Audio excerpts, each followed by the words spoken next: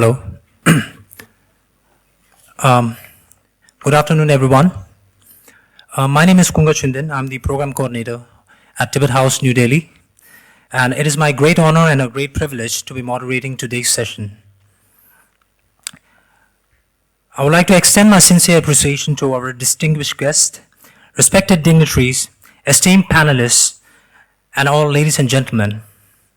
On behalf of Tibet House, the Cultural Center of His Holiness the Dalai Lama, New Delhi, I would like to extend a warm and heartfelt welcome to each one of you as we gather today to commemorate the 91st birth anniversary of His Holiness the 14ᵗʰ Dalai Lama. Today is not only a celebration of the birth of an extraordinary spiritual leader, but also a tribute to a lifetime dedicated to promoting compassion, peace, non-violence, universal responsibility, and harmony among all people. Through his wisdom and unwavering commitment to the welfare of humanity, His Holiness has inspired millions across the world, transcending all boundaries of nationality, culture, and faith. As we conclude the Year of Compassion, may today's celebration and the panel discussion on the four principal commitments of His Holiness the Dalai Lama inspires us to reflect upon His Holiness' timeless teaching and renew our shared commitment to building a more compassionate, peaceful, and harmonious world. Following the panel discussion, the concluding segment of the program will feature the conferment of course completion certificates upon the students of the 30th batch of Tibetan language course. Thank you all, ladies and gentlemen, for joining with us on this auspicious occasion. We are truly honored by your gracious presence.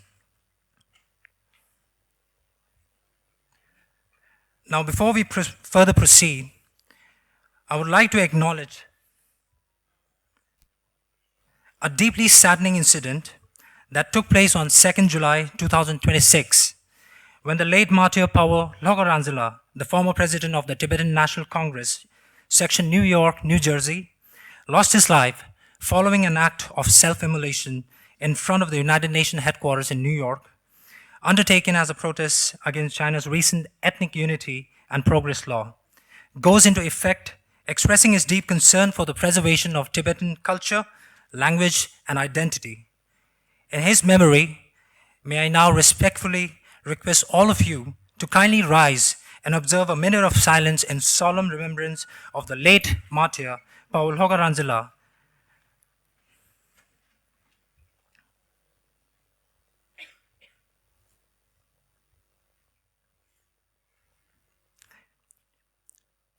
Let us honor this life with quiet reflection and offer our heartfelt prayers for the swift passage of his noble soul.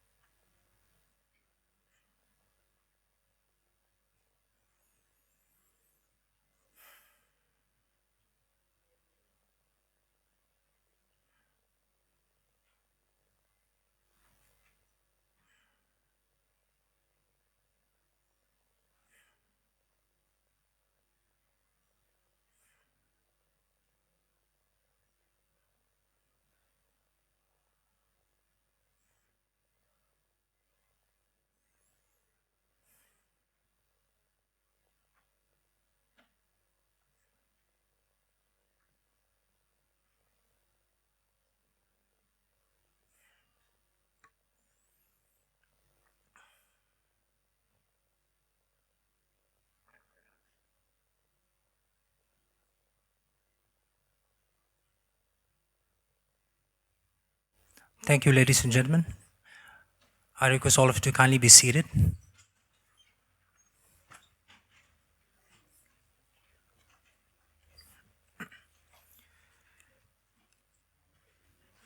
Now let us carry forward with today's event, ladies and gentlemen. Please join me in warmly welcoming on stage our chief guest, Shri Shyam Saran, the former Foreign Secretary to the Government of India and currently the President of India International Center, New Delhi. Our guest of honor, Shri K. and Shrivastava, retired IAS officer, Director of the India International Center, New Delhi. Professor Dr. K.G. Suresh, an academician, a distinguished journalist, and the Director of India Habitat Center, New Delhi. Shri Surendra the Vice President of the India-Tibet Friendship Society, New Delhi, and Shri Dilip Sinha, the Ambassador, a former Indian diplomat, a public administrator, public speaker, and an author on stage. Ladies and gentlemen, please welcome them with a huge round of applause. And I kindly request all the dignitaries to come forward for the ceremonial lamp lighting. May I request all the dignitaries to kindly proceed with the ceremonial lamp lighting.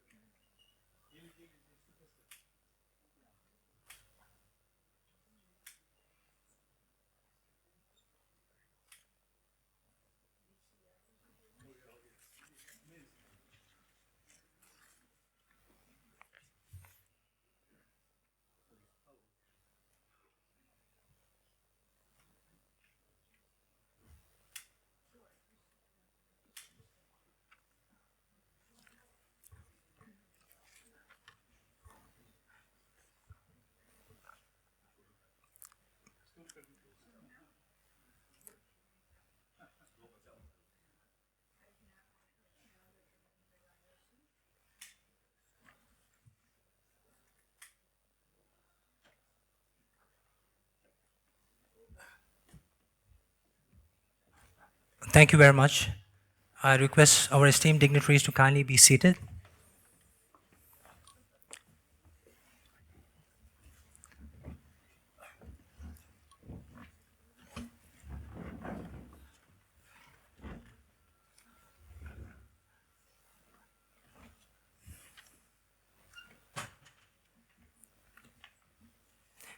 As we celebrate the 91st birth anniversary of His Holiness the 14ᵗʰ Dalai Lama, let us dedicate this offering to the enlightened ones and pray for His Holiness' long life, excellent health, and the flourishing of peace and harmony throughout the world. On this note, now I would like to request our Secretary, Mr. Tenzin Kunjapla, to offer the white scarf kata and the souvenir to our chief guest and our esteemed guest of honor.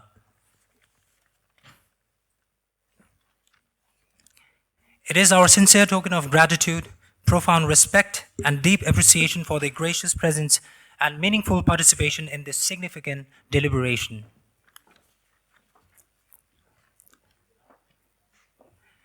Ladies and gentlemen, our chief guest, Shri Shyam Saran ji.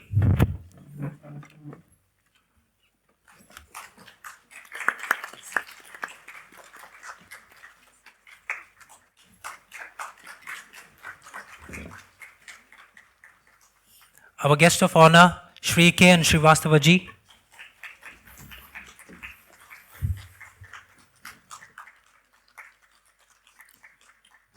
Professor Dr. K.G. Suresh ji.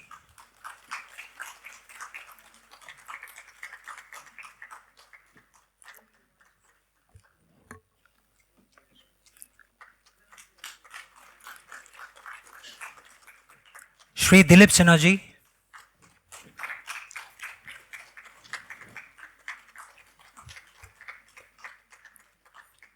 And last but not least, Shri Surendra Kumar ji.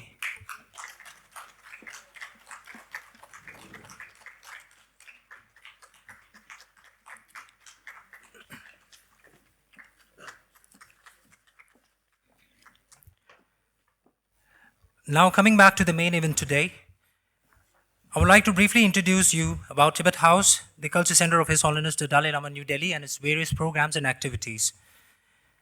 Tibet House, New Delhi, it was established in the year 1965 by His Holiness the 14ᵗʰ Dalai Lama, and it was founded to preserve Tibet's rich cultural and spiritual heritage and to serve as a center for Tibetan culture and Nalanda Buddhist studies. Guided by His Holiness' vision of compassion, universal responsibility, and interfaith harmony, Tibet House promotes dialogue between ancient wisdom and contemporary knowledge. It brings together Buddhist masters, scholars, practitioners, students, and the general public through its diverse educational and cultural programs. Tibet House houses a museum of Tibetan art and artifacts, a library of nearly 5,000 books and manuscripts, a resource center, a conference hall, and a bookshop. Its activities include lecture, seminars, interdisciplinary conferences, exhibitions, film screening, publications, and courses in Nalanda Buddhist philosophy through dialogues on subjects such as neuroscience, quantum physics, Buddhist psychology, spiritual ecology, and universal ethics. Tibet House continues to promote compassion, ethical values, and meaningful learning for the benefit of humanity.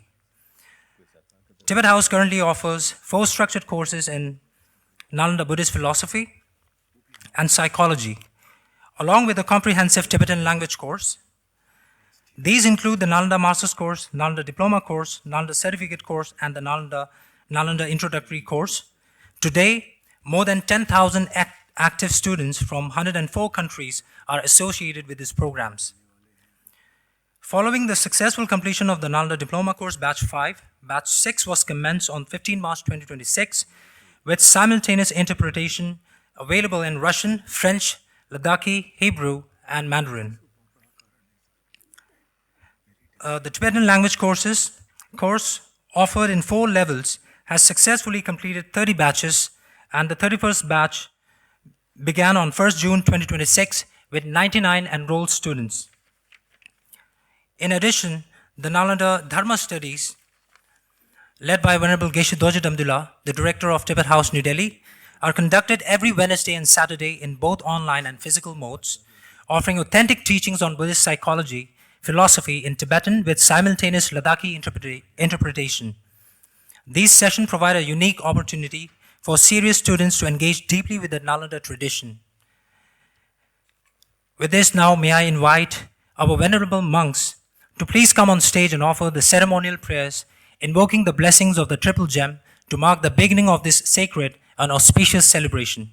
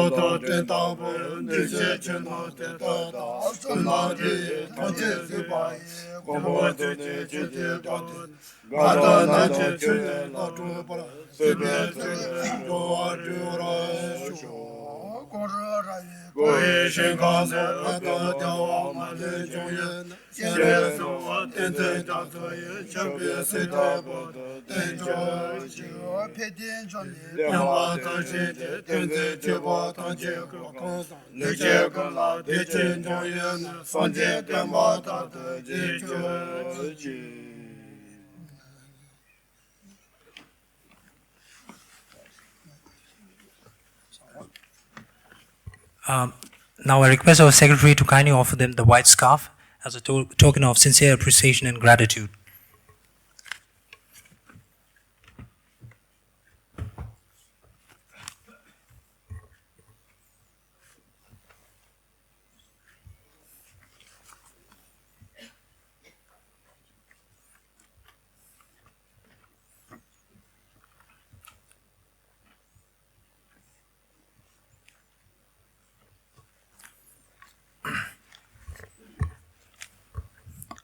Now, ladies and gentlemen, we would like to present a video message on screen from His Holiness the 14ᵗ Dalai Lama on his 91st birthday today.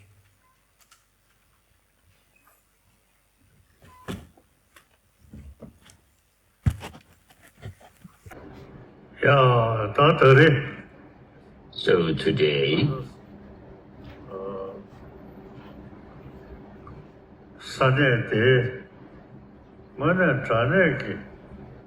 so here in this place in Ladakh, people are full of have unwavering faith and devotion and spiritual bonds with me, and many different people from around the world have gathered here, and you are praying for my long life. From my side, may the Dharma be revived and spread through compassion. Wherever it has spread before and declined, may it revive, and where it has not spread in the past, may it shine forth. So, it is my 91st birthday. So I'm now 91 years old. I've reached this age. When I look back in my life, this altruistic thought to help others has been there in my practice as soon as I wake up. Every day of my life. So saying this prayer, may the teaching of the Buddha be revived where it has declined. May it spread. May I be able to spread this treasure of happiness and well-being and benefit, moved by compassion. So everywhere people admire me. The reason why this is so is because of this warm-heartedness that I carry around. This thought to benefit others.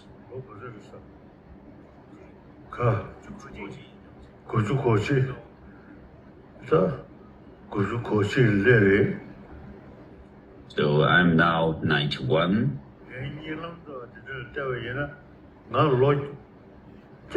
Judging by my dreams, there's indication that I may live to be 130, around 130 years of age. So, I hope to be able to help the people in China through the teaching of the Buddha, that the teaching of the Buddha be spread widely, that I may be able to help in that, and also to help people around the world to live a positive life, a good life. So this is my prayer for everyone. That's all. Thank you.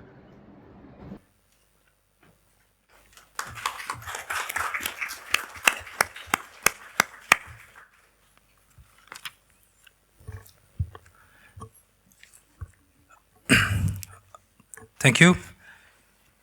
With this now, may I invite our Secretary, Mr. Tenzin Kunjabla, to kindly address the gathering with his welcome note.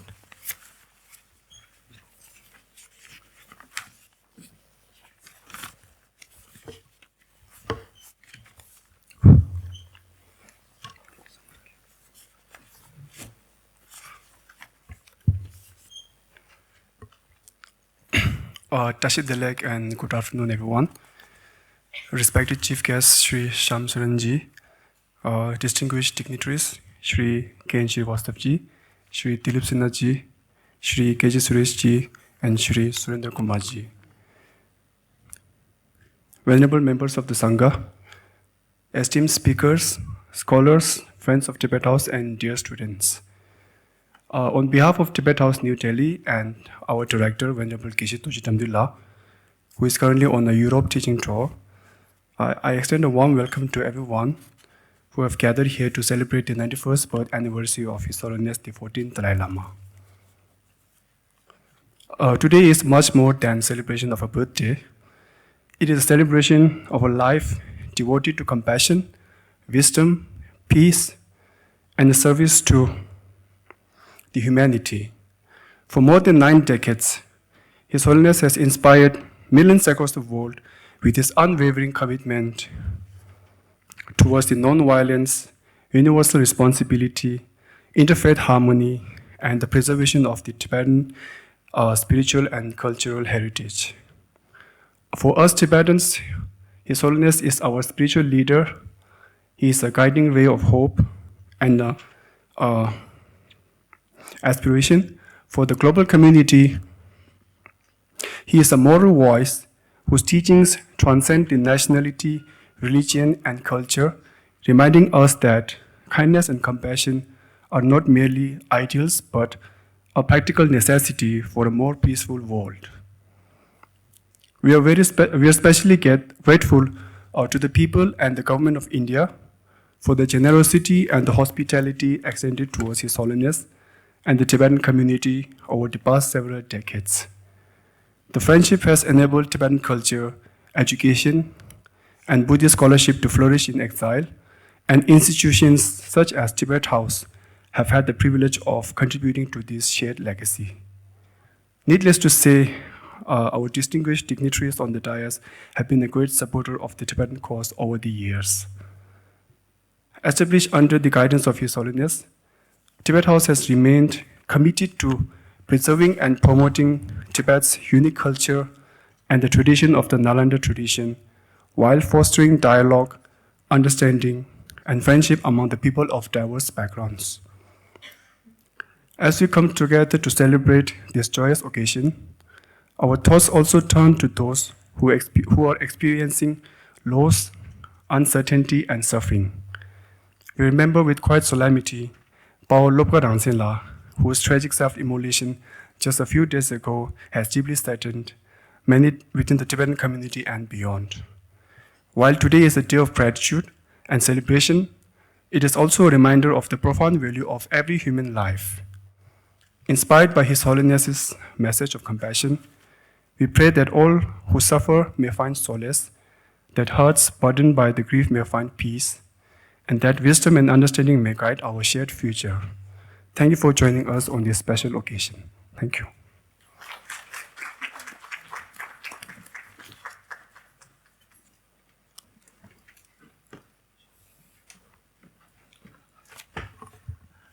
Thank you very much, Mr. Tenzin Kunjabla. Now I would like to invite our chief guest for today's inaugural session, Shri Shyam Saran, to kindly address the gathering. Ladies and gentlemen, the chief guest of today's inaugural session.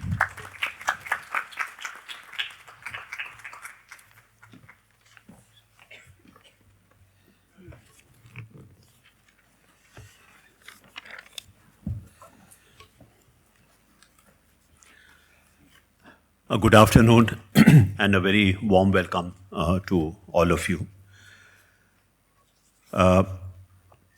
We are gathered here to celebrate the 91st birth anniversary of His Holiness the Dalai Lama, and we have been very privileged to hear his own message on this occasion when he is currently in Ladakh.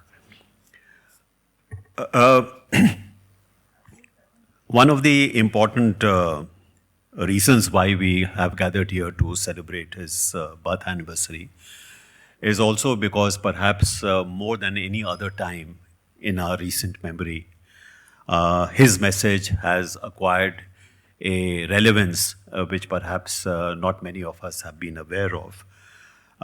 It is because, as we see, we live in a very divided world, in a very polarized world, where differences in ethnicity, in religion, in culture, these have now become, dividing factors rather than bringing us together.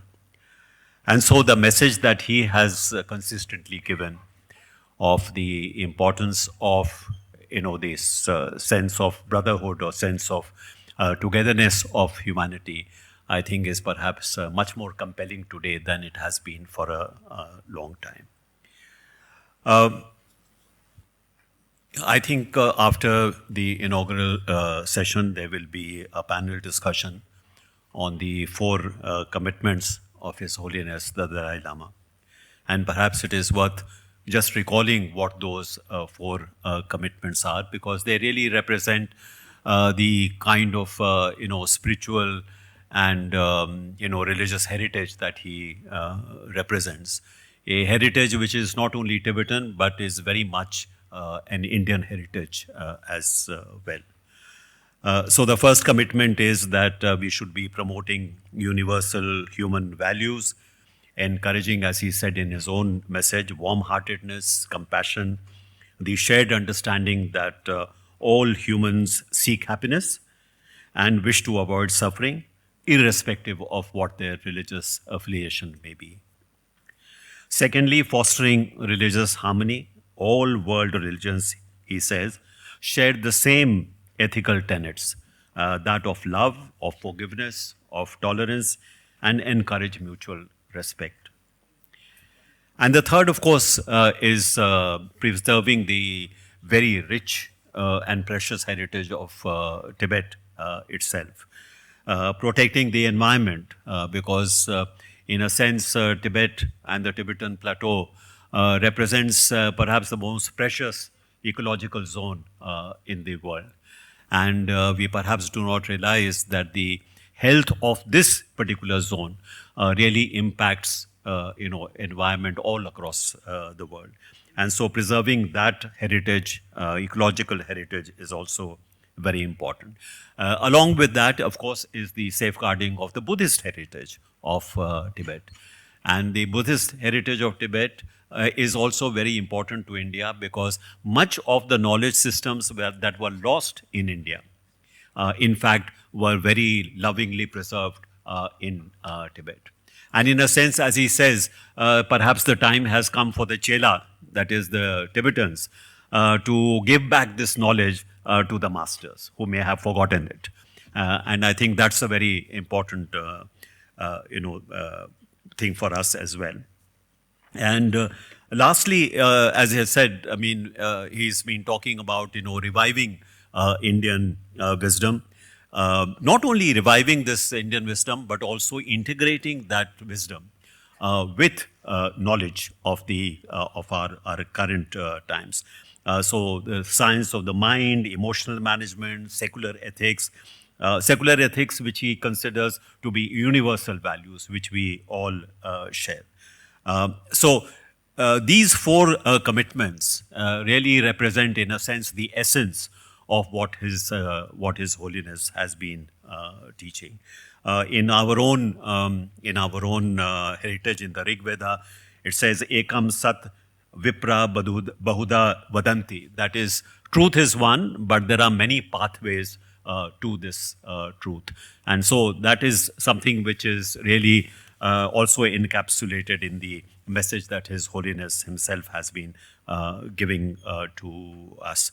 Also, I would end by talking about his, the constant emphasis on the right that all human beings have and the striving for happiness. In our own knowledge system, we talk about Satchit Anand, or existence, pure and absolute existence, consciousness and bliss. This is also very much part and parcel of that same knowledge tradition. So we are very blessed in this country to have such a great master, such a great spiritual being still in our midst to guide us in our own lives, in our own thinking. I remember once when I met him, he emphasized that, we spend a lot of time cleaning our bodies. We talk about personal hygiene, but equally important is mental hygiene. How do we keep our minds clean? And that is also a message that perhaps we should learn today while we celebrate his birthday. Thank you very much for your attention.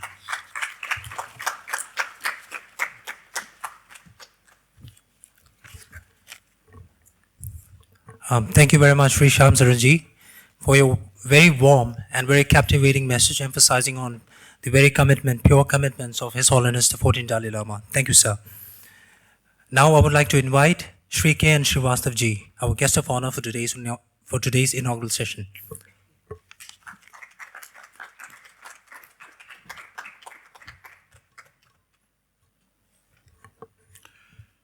President India International Center, Ambassador Shyam Saran, dignitaries on the dais, Dr. K.G. Suresh, Ambassador Dilip Sinha, Shri Surendra Kumar, ladies and gentlemen.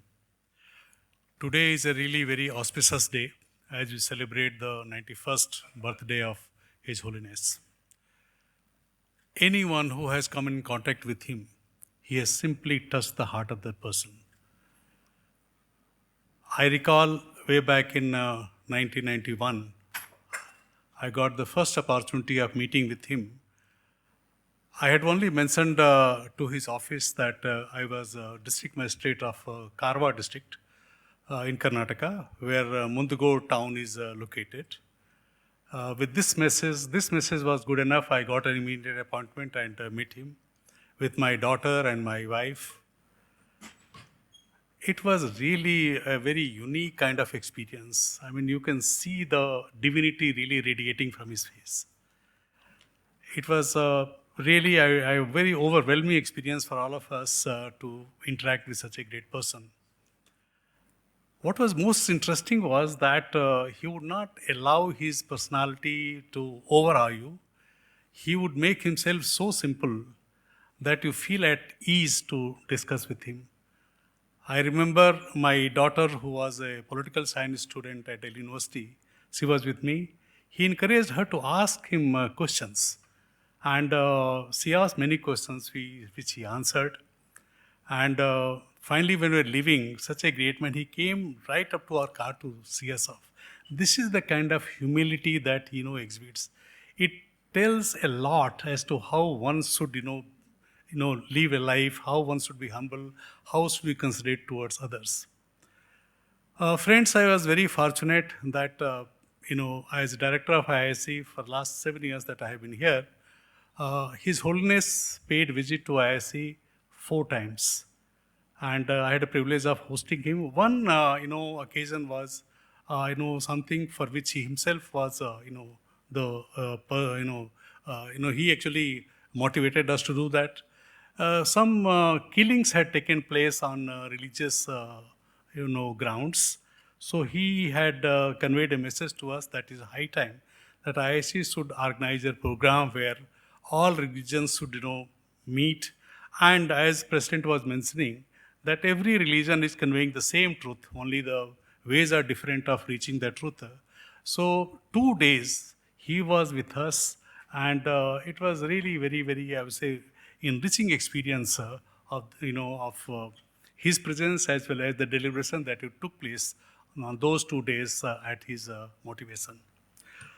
Friends, I was also very lucky in the sense that I got opportunity of working as Joint Secretary to the Ministry of Culture.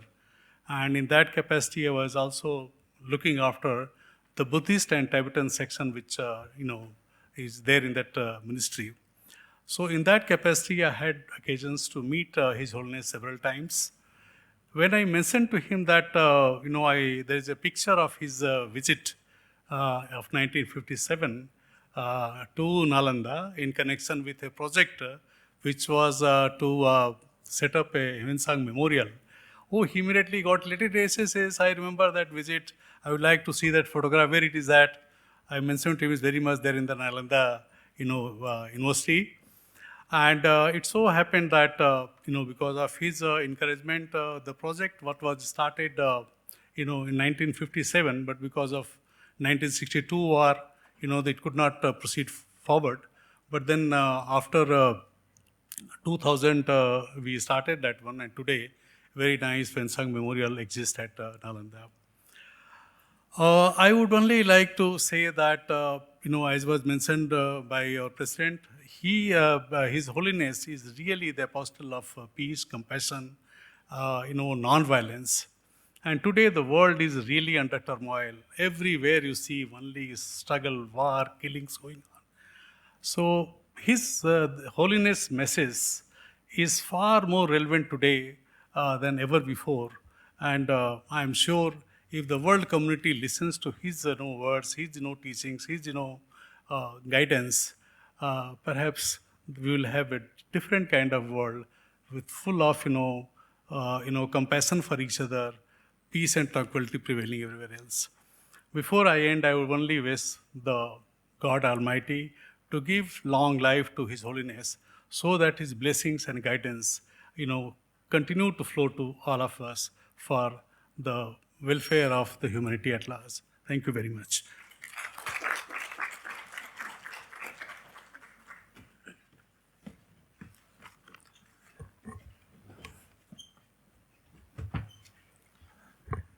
Thank you very much, Shri and Shrivastava ji.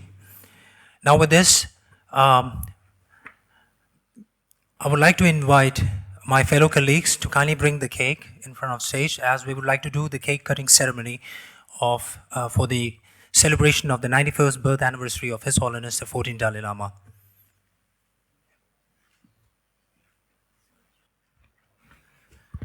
May I request our esteemed dignitaries to kindly do the honor of the cake cutting ceremony. I request our chief guest, Shri Shyam Saran ji, and our guest of honor to kindly do the honor.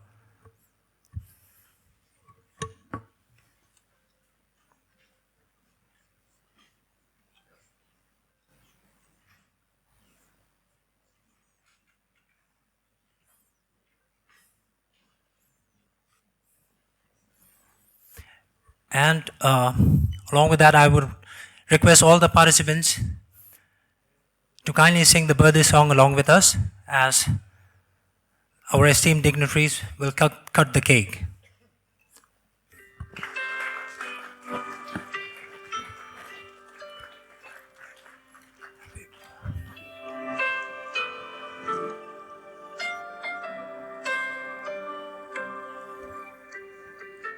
Birthday to you, happy birthday to you, happy birthday, dear Holiness.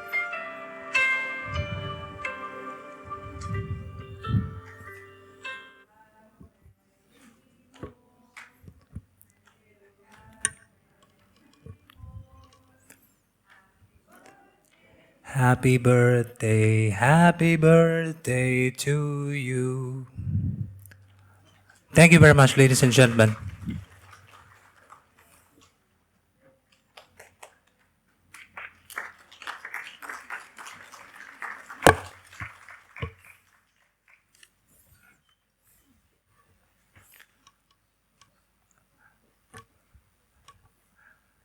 Thank you very much, all the esteemed dignitaries.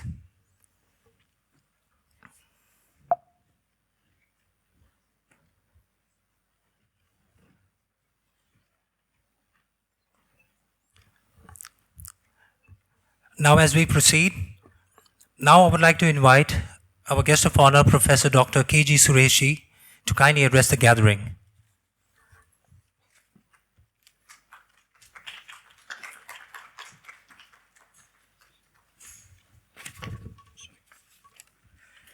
Thank you so much, Mr. Kunga. Honorable Chief Guest, Ambassador Shyam Saran, Honorable Director of IIC, Shri Shrivastava, Ambassador Dilip Sinha ji, Shri Surendra Kumar ji, and all the distinguished dignitaries present here.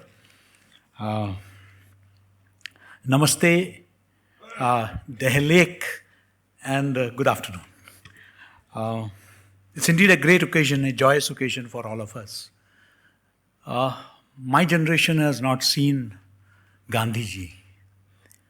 But if we could imagine something close to that, they are different people, yet a symbol of passive resistance, a symbol of simplicity, a symbol of compassion, communal harmony.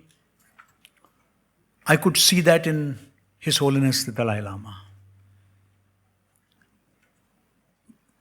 Gandhiji could have also become the president or the prime minister of the country on attaining independence. He never aspired for it. The same way, His Holiness the Dalai Lama decided to give away his temporal powers voluntarily. It is perhaps very rarest moment in human history that somebody gives away temporal power so easily. We have had, but the only difference is that while Gandhiji was very much in his country, in the midst of his own people, here His Holiness is relentlessly fighting against an imperialist, expansionist power, sitting in a different country, becoming part of it, yet maintaining the unique identity of his people, preserving them. But at the same time, harboring no hatred against the oppressor. Still talking about compassion. This is what perhaps today humanity needs. Friends, we have had fraternal relations with the Tibetan people for a long time. In fact, they are among the most peaceful communities in India. I don't remember a single instance of any violent incident, either in Dharamshala or in Karnataka or any of the Tibetan settlements anywhere in the country. This is something rare. And I wish to mention here that, when I was a decade back Director General of the Indian Institute of Mass Communication, our students we used to send not to any tourist place or to any other educational campus. We said that students of communication and journalism should annually visit, of course with the support of the Central Tibetan Administration, Dharamshala. They used to go there. They used to learn compassion. They used to learn, what it, unique concepts like tolerance, acceptance. Friends, already Ambassador Shyam Saran has already talked about the, 4 commitments in detail. I don't want to expand on them. But I would just like to say that, his mention of revival of ancient Indian knowledge and wisdom. This, he could have only spoken about his country or the universe. But this is something very close to his heart. In fact, he has always referred to Bharat as Guru. Not just for him, but for the Tibetan people. And he said that we owe a Guru Dakshina to them. And perhaps this is his Guru Dakshina, where in the 4 commitments he is talking about reviving, because he believes that they are integrally connected to Tibetan, Buddhism, Tibetan philosophy, Tibetan way of life, because that is the, kind of harmonious relations the 2 nations have shared since the dawn of civilization. His concept resonates within India because when he talks about harmony and peace, he reminds us of Vasudhaiva Kutumbakam. The entire universe, not just this world, not just this earth, but the entire universe as one family. It reminds us of our mantras, Sarve Bhavantu Sukhinaha. Let everyone be happy. It is this message that finds resonance in his 4 commitments. I am confident that the perusal of these commitments, not just by the Tibetan community in India, but by the entire world, would certainly lead to much more peace in this conflict-ridden world. It was not difficult for any leader to, motivate their younger generation for violence. But he chose the other way. He showed us a path. And where has violence led the world to? We have seen it in recent times. I believe that His Holiness, the Dalai Lama's moral power is overpowering, overwhelming. The entire world today believes that there is no place for violence in a civilized society. And he has talked about compassion. He has talked about the promotion of interreligious harmony, something that the great savants like Swami Vivekananda in 1893, while addressing the World Parliament of Religion, he talked about the need for not just tolerating, not just tolerance among religions, but acceptance of our diverse faiths and belief system. Because that alone can bring about harmony, universal harmony. I am really fortunate to be part of this celebration. I am sure we as institutions and individuals can contribute immensely to the promotion of these 4 commitments and the International Year of Compassion. Let this become a worldwide movement, and let us all pray on this very auspicious day. In the evening also we are having celebrations at our center also. Let us also pray that these commitments are not just celebrated today, but they are celebrated universally all through the year, all through our lives, because only that can guarantee permanent peace and stability. On that note, let us all join together in praying to the Almighty for not just the long life, not just the healthy life, but also that He may continue to guide us with the same vigor, with the same wisdom, with the same energy, and with that same great beatific smile that has always inspired us no end. Thank you, Tibet House, for inviting me. Jai Hind, Jai Bharat.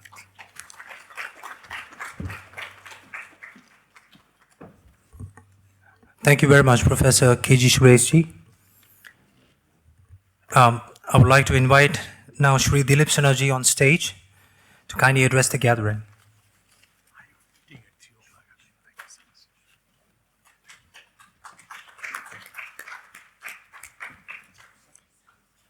Ambassador Shyam Sharanji, distinguished guests here. It is a great honor to be invited to speak on this happy occasion. But to be called upon to speak in honor of His Holiness is a bit like, as we say in Hindi, Suraj ko diya dikhana. All of us are deeply privileged to be able to celebrate his 91st birth anniversary.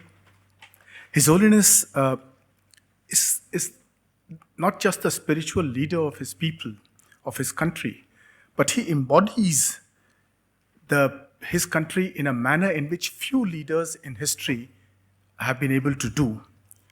And we in India are truly blessed that he's here as our revered guest. He has taken the teachings of Lord Buddha to all corners of the world, giving Buddhism a new appeal to people in the modern era. And he has done more to make the people aware of the ancient Nalanda University than any other person today. So we are really grateful to him for being here to promote not just his country and his religious beliefs, but also the linkages that we have between our two countries.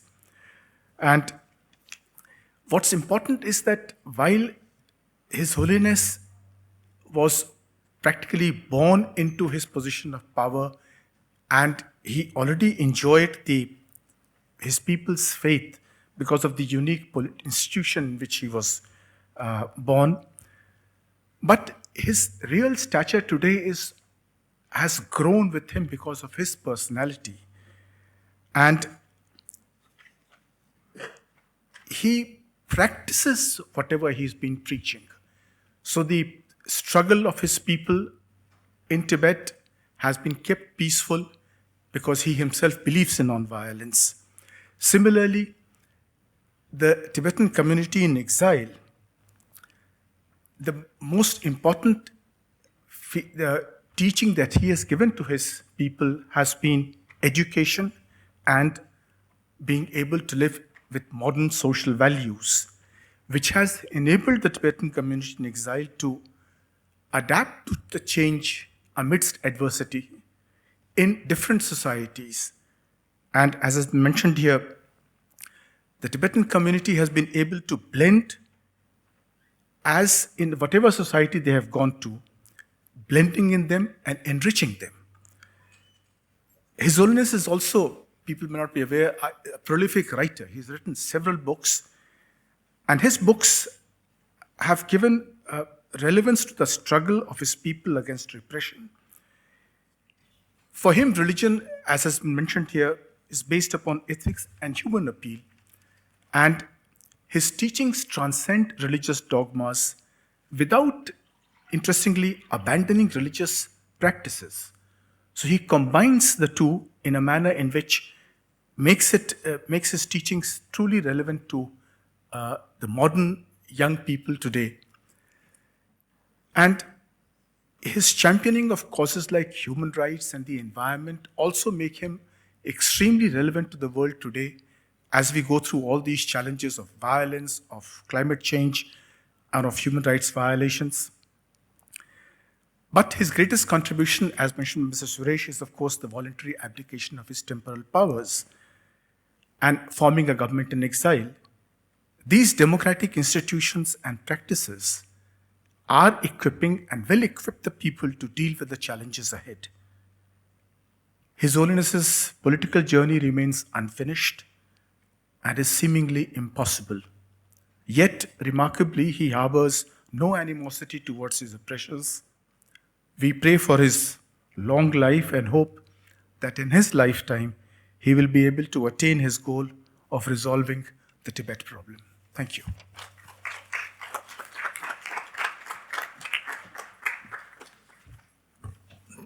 Thank you very much, Shri Dilip Sinha. Now I would like to invite Shri Surendra Kumarji, the Vice President of India-Tibet Friendship Society. Ladies and gentlemen, please welcome.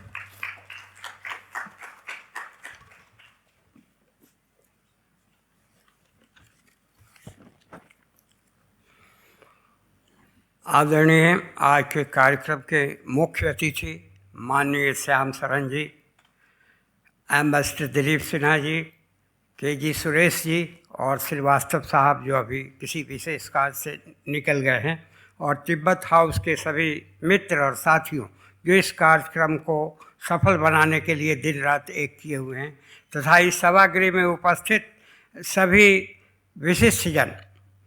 आज हम करुणा रत्न परम पावन दलाई लामा जी का 51 वर्ष होने पर उनका जन्म समारोह को मना रहे हैं।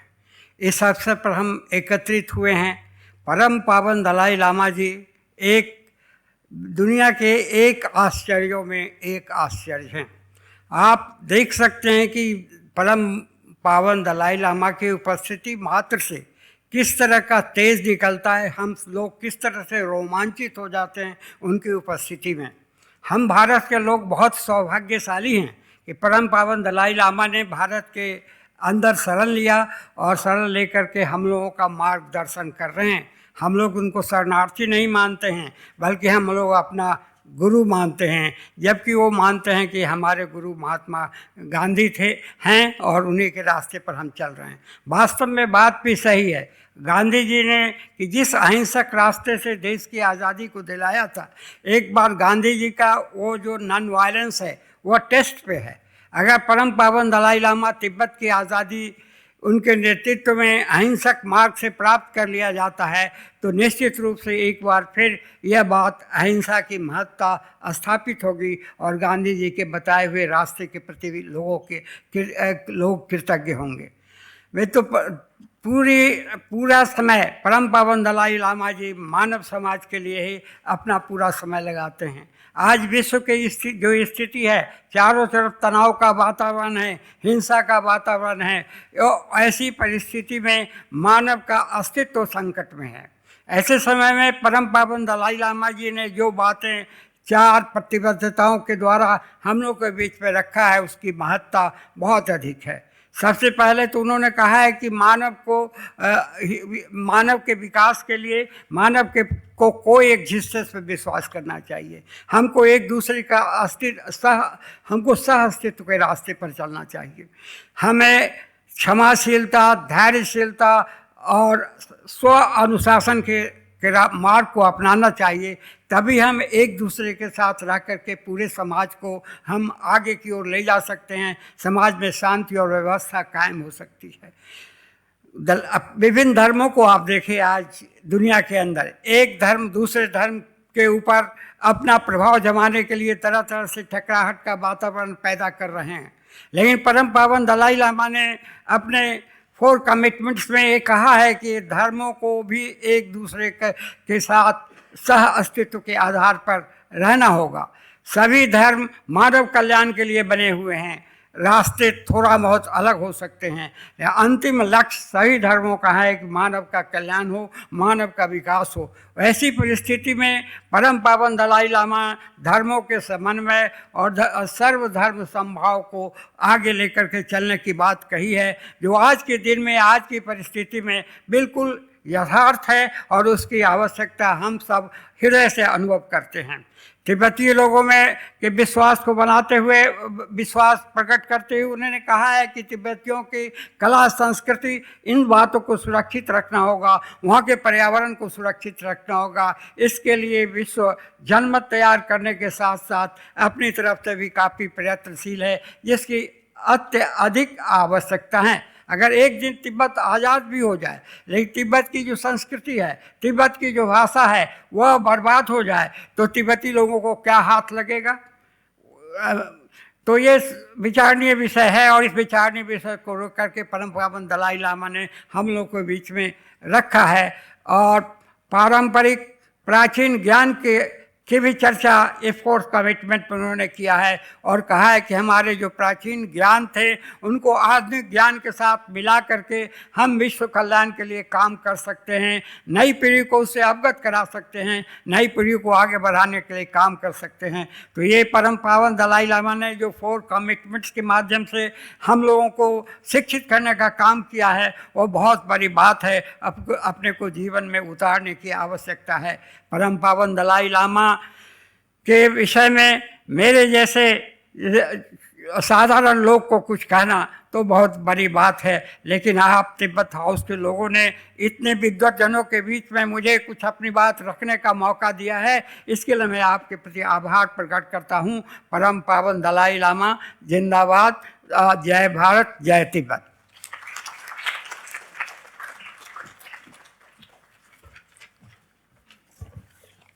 Thank you very much, Shri Surendra Kumarji. Now with this, I would like to inform you that Tibet House New Delhi would like to present a video compilation showcasing the series of events commemorating the Year of Compassion organized by Tibet House New Delhi from the year 2025 to 2026.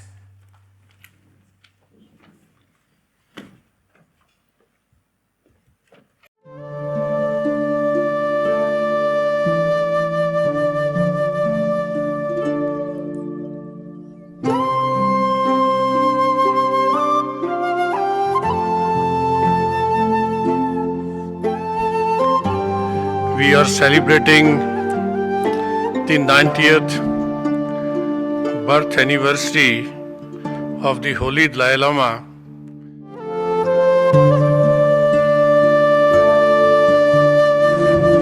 happy birthday to you. Happy birthday, dear Holiness. Happy birthday to you. Ladies and gentlemen, thank you very much. We are very delighted to launch these 4 volumes of Series 21, 22, 23 and 24 on this auspicious occasion of His Holiness the Great 14ᵗ Dalai Lama's 90th birth anniversary.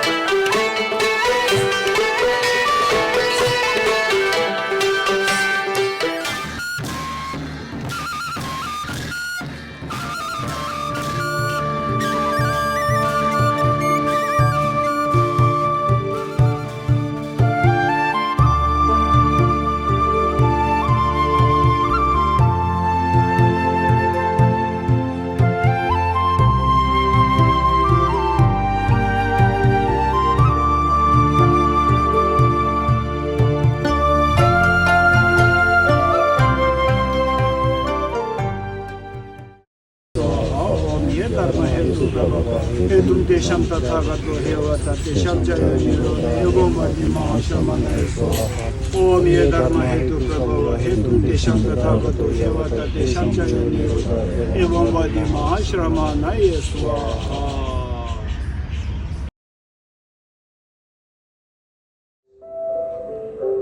To well-being of Tibetans and well-being of humanity.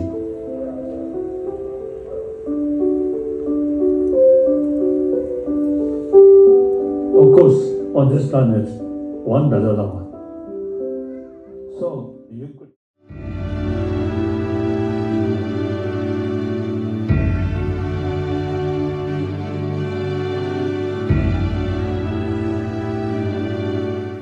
His Holiness Tenzin Gyatso, the present Dalai Lama, the reincarnation of the previous 13 Dalai Lamas, who are in their turn considered to be manifestations of Avalokiteshvara or Chenrezig, the Bodhisattva of compassion. And now another very important agenda for today's session is opening of registration for Nalanda Diploma course batch 6. So now I will request Venerable Geshe-la to open the registration form for English, Russian, French, Ladakhi, Hebrew and Mandarin languages. We are also delighted to announce the opening of registration for Nalanda Certificate Course Batch 3, beginning today on the 90th birth anniversary of His Holiness the 14ᵗ Dalai Lama on 6 July 2025.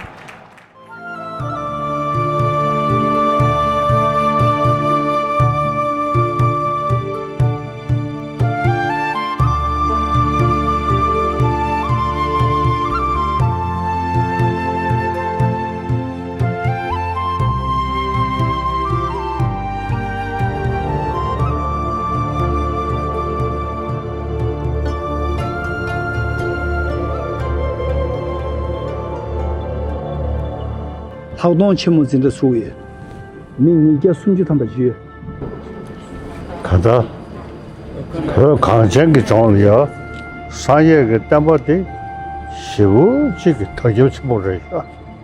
In the land of Tibet, the Buddhism flourished so widely. 네, 참여 흉내 송보다 저저 뭐 삼로동야디 판도심 쉽시도. As for me personally, contemplating, meditating, and then reflecting on the text of the Pramana or the epistemology and the logic, that is of a great benefit. And touche. Thank you so much.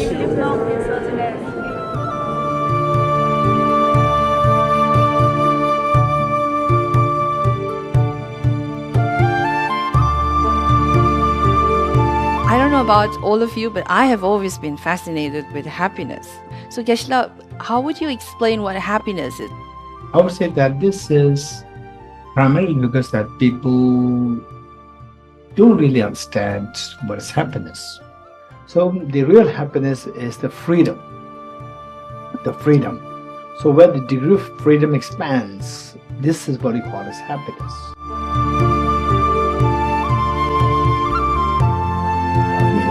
Exams. So people come to us saying that, I'm studying for this UPSC and this isn't working.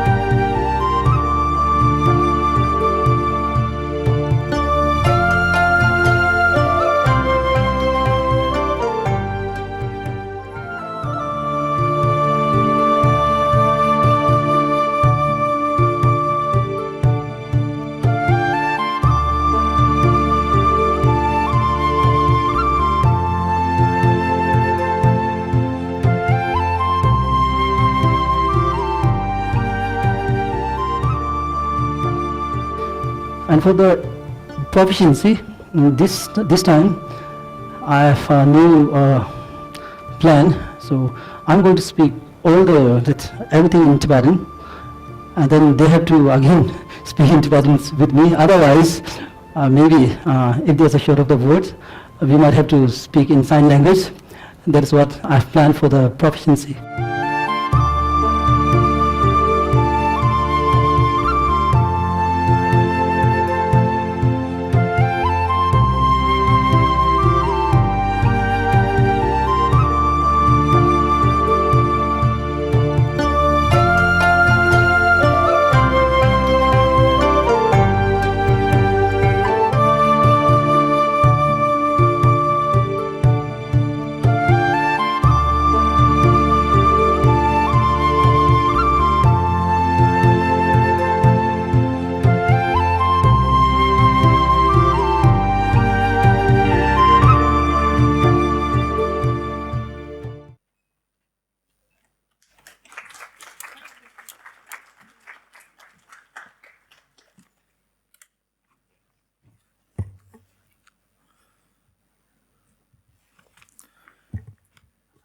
Thank you, ladies and gentlemen. With this, we have come to the conclusion of today's inaugural session.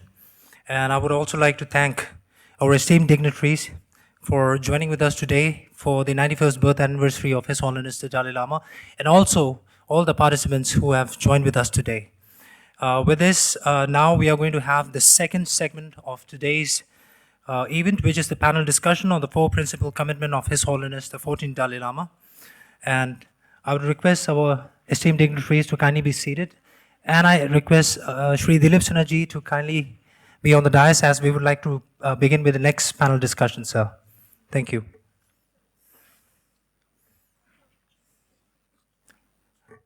Ladies and gentlemen, without any further ado, now we would like to have the panel discussion on the four principal commitment of His Holiness the 14ᵗ Dalai Lama, for which I would like to invite the chairperson of today's panel discussion, Shri Dilip Sinha.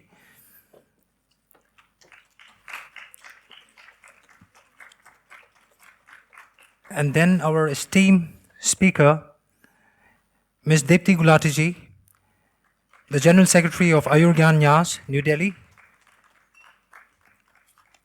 Dr. Saida Hamid, the former member, Planning Commission of India and luminary in women's rights activism and authorship.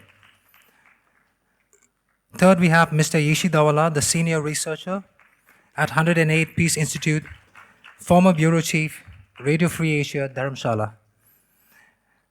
And then we have Dr. Kumar Bansali, the economic anthropologist, interdisciplinary researcher, and educator.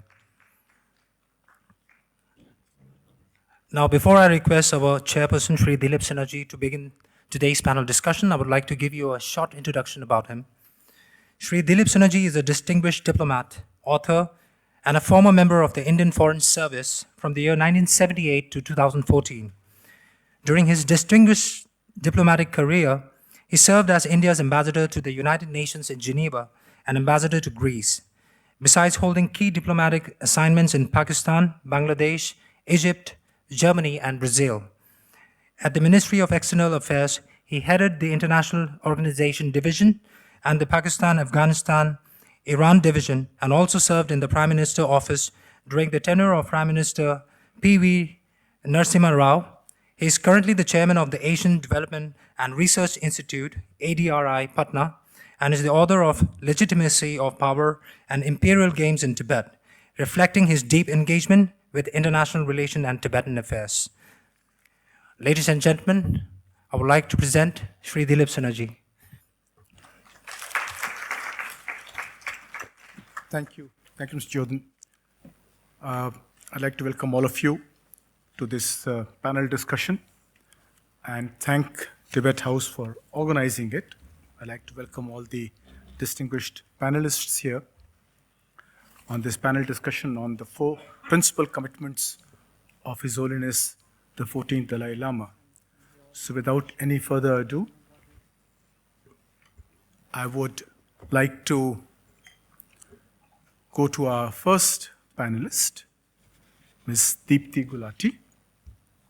She is General Secretary and Trustee of the Ayurgyan Nyas, an organization established in 2014 with the blessings of His Holiness the Dalai Lama to promote universal ethics education in India. Since 2015, she has led the development and implementation of ethics-based curricula focusing on social, emotional, and ethical learning across educational institutions and communities. She has conducted numerous workshops on universal ethics for teachers, professionals, and community leaders, fostering compassion, empathy, and human values. She also serves as a member of the Ethics Committee of Maharani Lakshmi Bai Medical College, Jhansi, contributing to ethical education and leadership across diverse sectors. She will be speaking on the first commitment of His Holiness to promote the cultivation of warm-heartedness and human values. Over to you. Good afternoon. Everybody can hear me? Thank you. So, Chairperson Dilip Sinha, my fellow panelists, and the august gathering present here, I really feel fortunate that today from this dais I am able to share my thoughts and the work that our organization is doing, especially on this auspicious occasion. So thank you, Tibet House, for inviting me. And I must thank Geshe-la in absentia. He's not present here. So today we begin a shared journey, one that strengthens the heart, deepens human connection, and contributes to a more peaceful world. Happiness and world peace are not distant goals. They begin with the human heart. Universal ethics education is rooted in the timeless wisdom shared by His Holiness the Dalai Lama. His vision begins with a simple but profound understanding that every human being seeks happiness, and the most reliable path to happiness is through warm-heartedness and the human values. These values are not bound by religion, culture, or geography. They are universal and they belong to all of us. Change it. So when we sit with His Holiness's first commitment, it touches something very tender in all of us. So let's see what it is. At its core is understanding that warm-heartedness is the beginning of all human being and cannot be taught through lectures because it is transmitted through presence. When someone feels held, seen, and safe, something inside them relaxes, and their natural goodness begins to shine. Warm-heartedness is not a value we teach, it's a feeling we awaken. And the second idea, that these values like compassion, forgiveness, empathy are universal. They belong to every human being.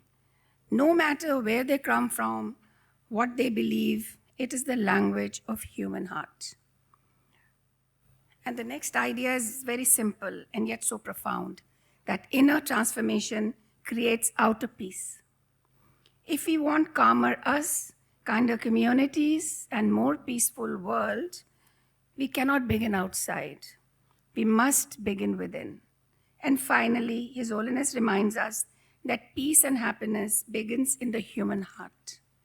Not in policies, not in systems, but in the quiet choices we make every day. And how we speak, how we listen, and how we forgive, and how we show up for each other. And this is why he says cultivating the heart is the first step to cultivating peace. Because when one heart softens, the world around it softens too. Next, please. Let's see how His Holiness's first commitment transcends into the work that our organization is doing, developing and implementing universal ethics education. So when we talk about universal ethics, we are not talking about a subject or a textbook. We are talking about helping an individual ask 5 life-changing questions. What are these questions? The first question is, what am I feeling right now? This is the foundation of emotional awareness. Most children, and honestly most adults, react without knowing what they are feeling.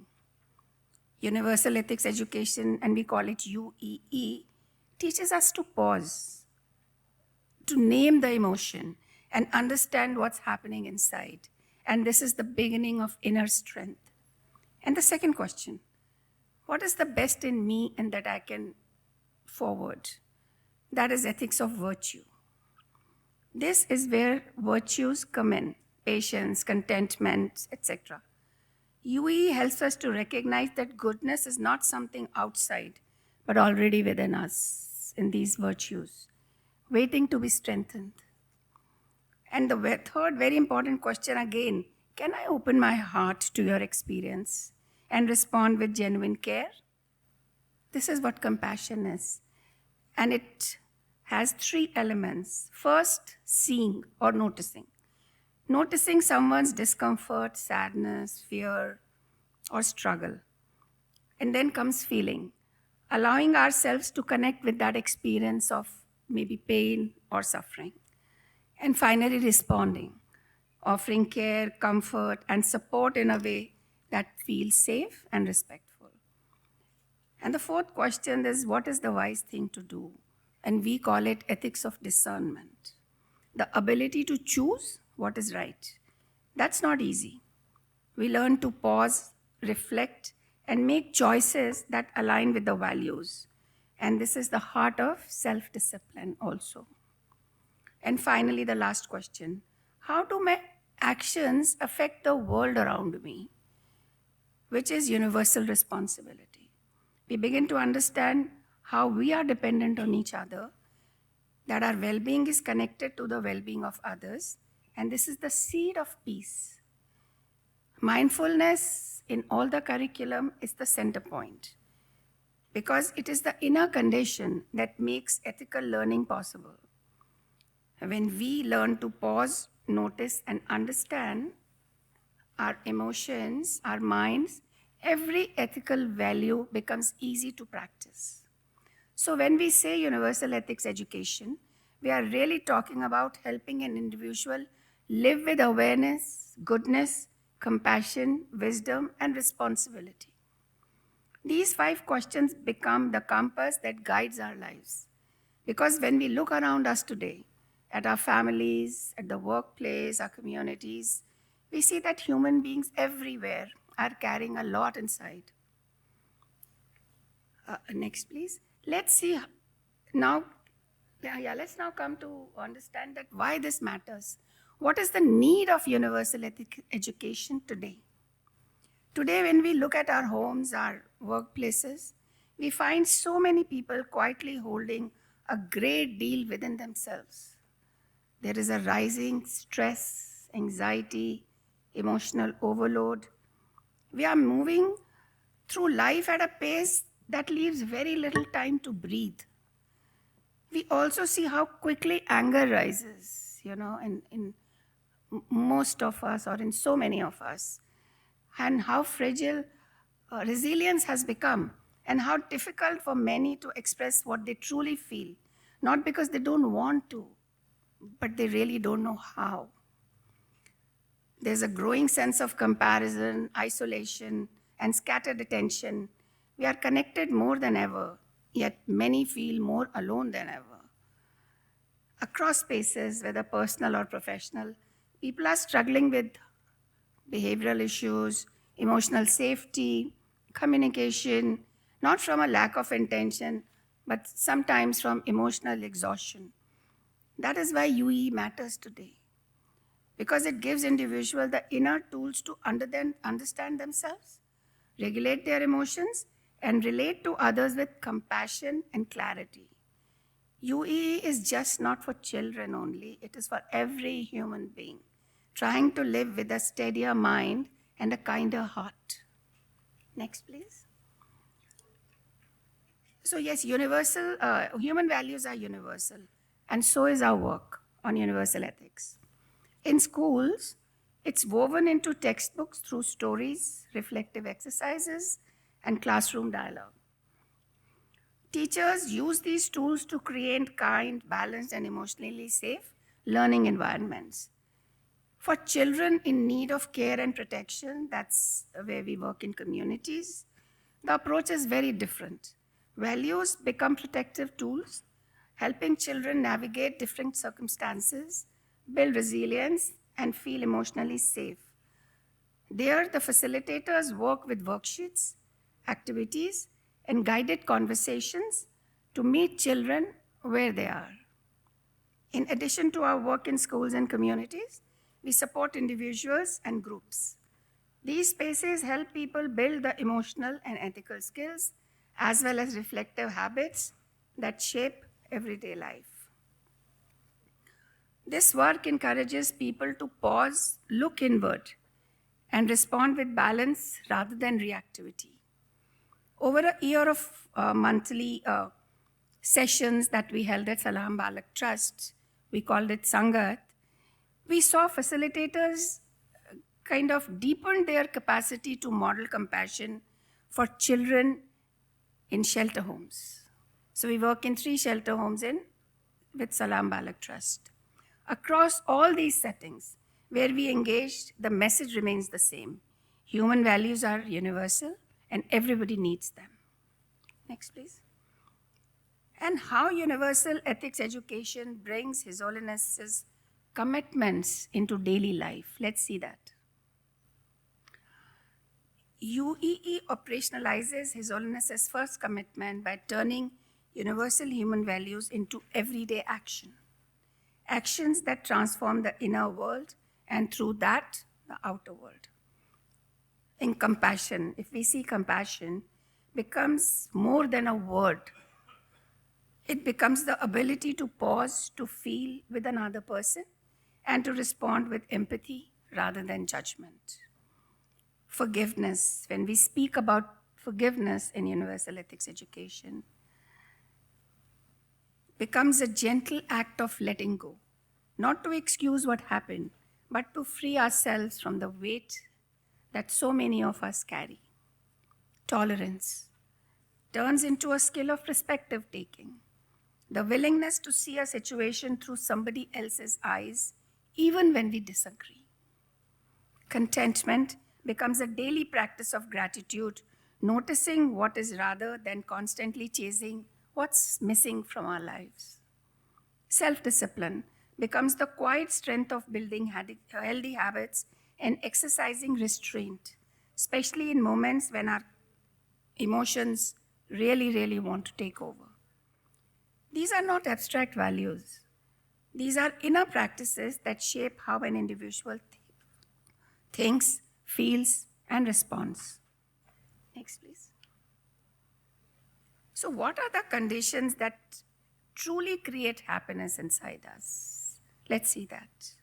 When we speak of happiness in His Holiness's teachings, we are not referring to momentary pleasures.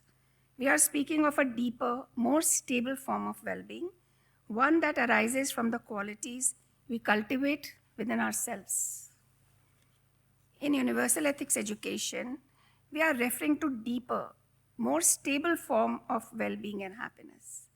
It cultivates emotional balance, helping individuals respond with calm rather than react with intensity.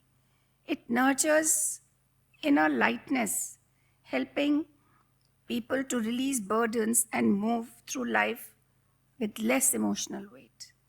It builds perspective and clarity, reducing friction and helping individuals navigate situations with more maturity. It strengthens gratitude and sufficiency in us, quietening comparison and grounding the mind in appreciation. It also develops inner stability, where habits, impulses, emotions are regulated with intention. And these inner conditions, taken together, create the foundation of genuine happiness. This is how UEE transforms the individuals, not by teaching happiness directly, but by cultivating the inner qualities that make happiness possible. Next, please. So when we are peaceful inside, we are peaceful outside. His Holiness often reminds us that the journey to world peace does not begin in parliaments or institutions. It begins in the human heart. When individuals cultivate inner peace, the journey to world peace, it naturally becomes more harmonious. A peaceful person speaks with clarity, listens with presence, and responds with care. This shift in behavior creates emotional safety in homes, in workplace, and in communities. As more individuals embody these qualities, the spaces around them begin to change. Homes feel calmer, workplaces become more trusting, and communities go more compassionate and resilient. Compassionate communities shape societies grounded in mutual respect and understanding. And societies built on understandings are far more capable of sustaining peace.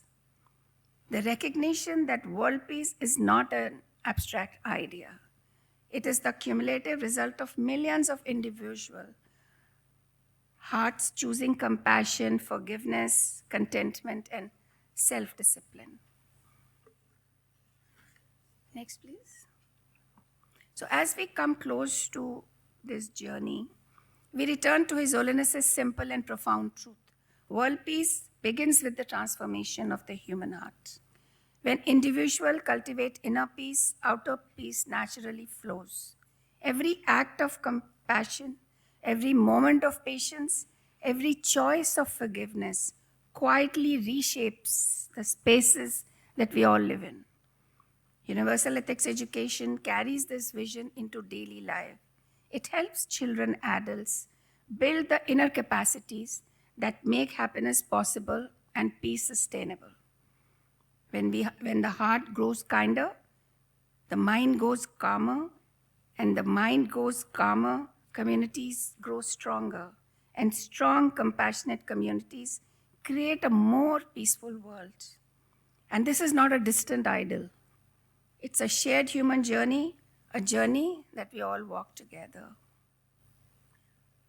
So yes, we come to the end of the presentation. That's the last slide. So thank you everyone for listening patiently.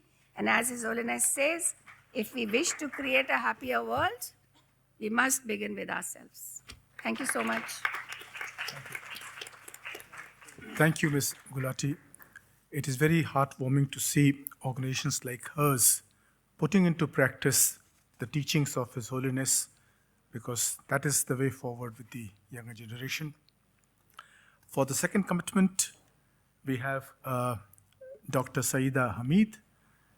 She's the Distinguished activist, feminist, writer, and public intellectual, renowned for her work in women's empowerment, minority rights, education, and peace building. A former member of the Planning Commission of India and the National Commission for Women, she has consistently championed social justice and inclusive development. She is a founding member of the Muslim Women's Forum and Women's Initiative for Peace in South Asia. A prolific author and scholar, Dr. Hamid's contributions have been recognized with several prestigious honors, including the Padma Shri in 2007 for her distinguished service to society. She'll be speaking on the second commitment, which is to encourage harmony among the world's religious traditions despite philosophical differences. Over to you, Dr. Hamid. Do you want to show that little clip? Shall I play now? One minute. Just one. May I just one sentence? Thank you very much, Chair and distinguished panel and distinguished audience. Thank you for your patience. There is a little clip, but first I want to pay my homage to 91st birth anniversary of the Dalai Lama. I've never met him. I had gone last year, and I was telling him to a place in not very far from Dharamshala, a place called Rakkad, that had a Jagori festival. And I did go to Dharamshala, but unfortunately the Dalai Lama was not there. So I have followed and I have revered him. So little clip that I want to show is my mentor is a person called Mohini Giri, who was the daughter-in-law of V.V. Giri, the President of India. And she was my mentor. She was the chair of the Women's Commission. So her voice is over, and there is the voice is hers, but a few slides, and then I'll just make a few remarks.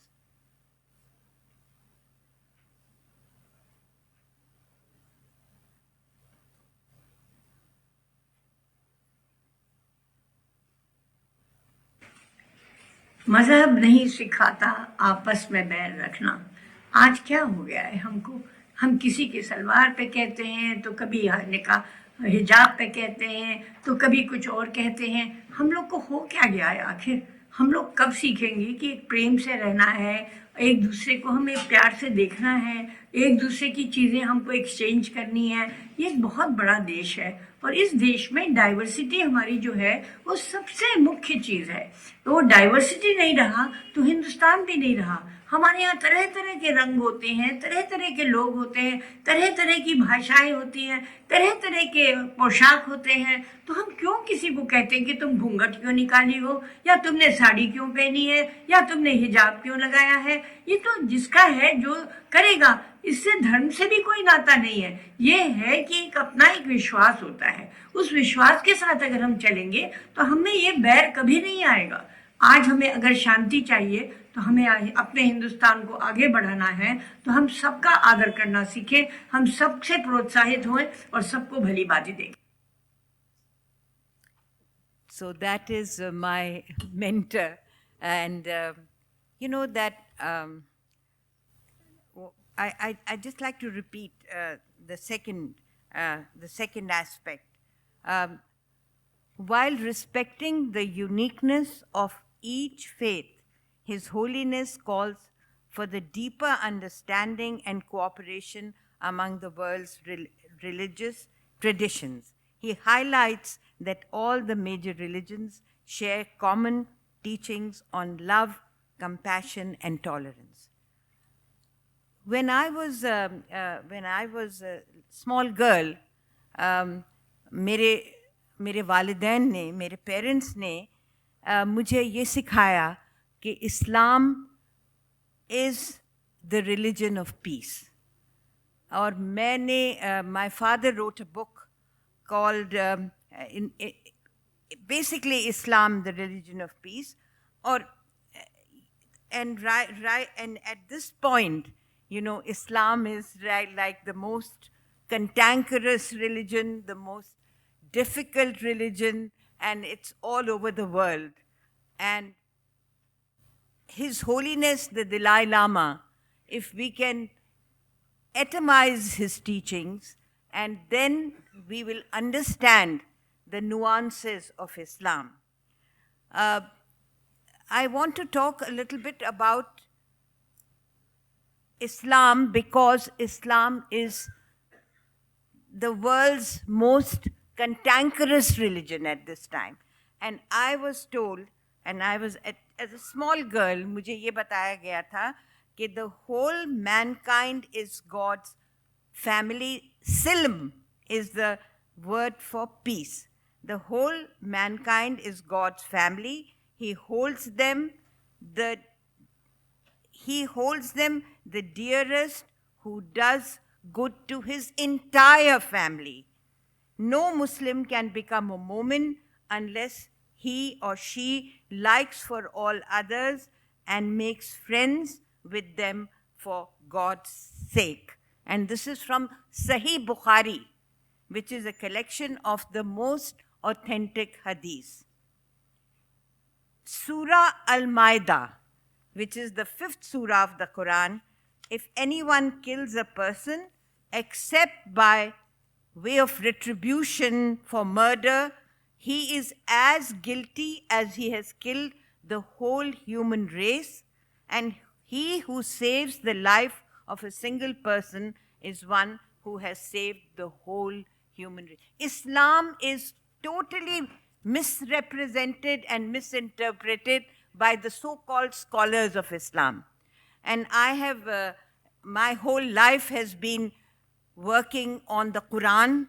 My whole life has been working on Maulana Abul Kalam Azad, India's first education minister, who wrote the most authentic Tarjumanul Quran, the translation of the Quran, and the most liberal and the most humanitarian aspects. And I feel that people who have spoken before me, the inaugural session, it seems like His Holiness the Dalai Lama, it's very, very close to his teachings. So I would like to quote from Surah Fatiha, which is the essence of the Quran. And this is by Maulana Abul Kalam Azad, as I said, India's first education minister.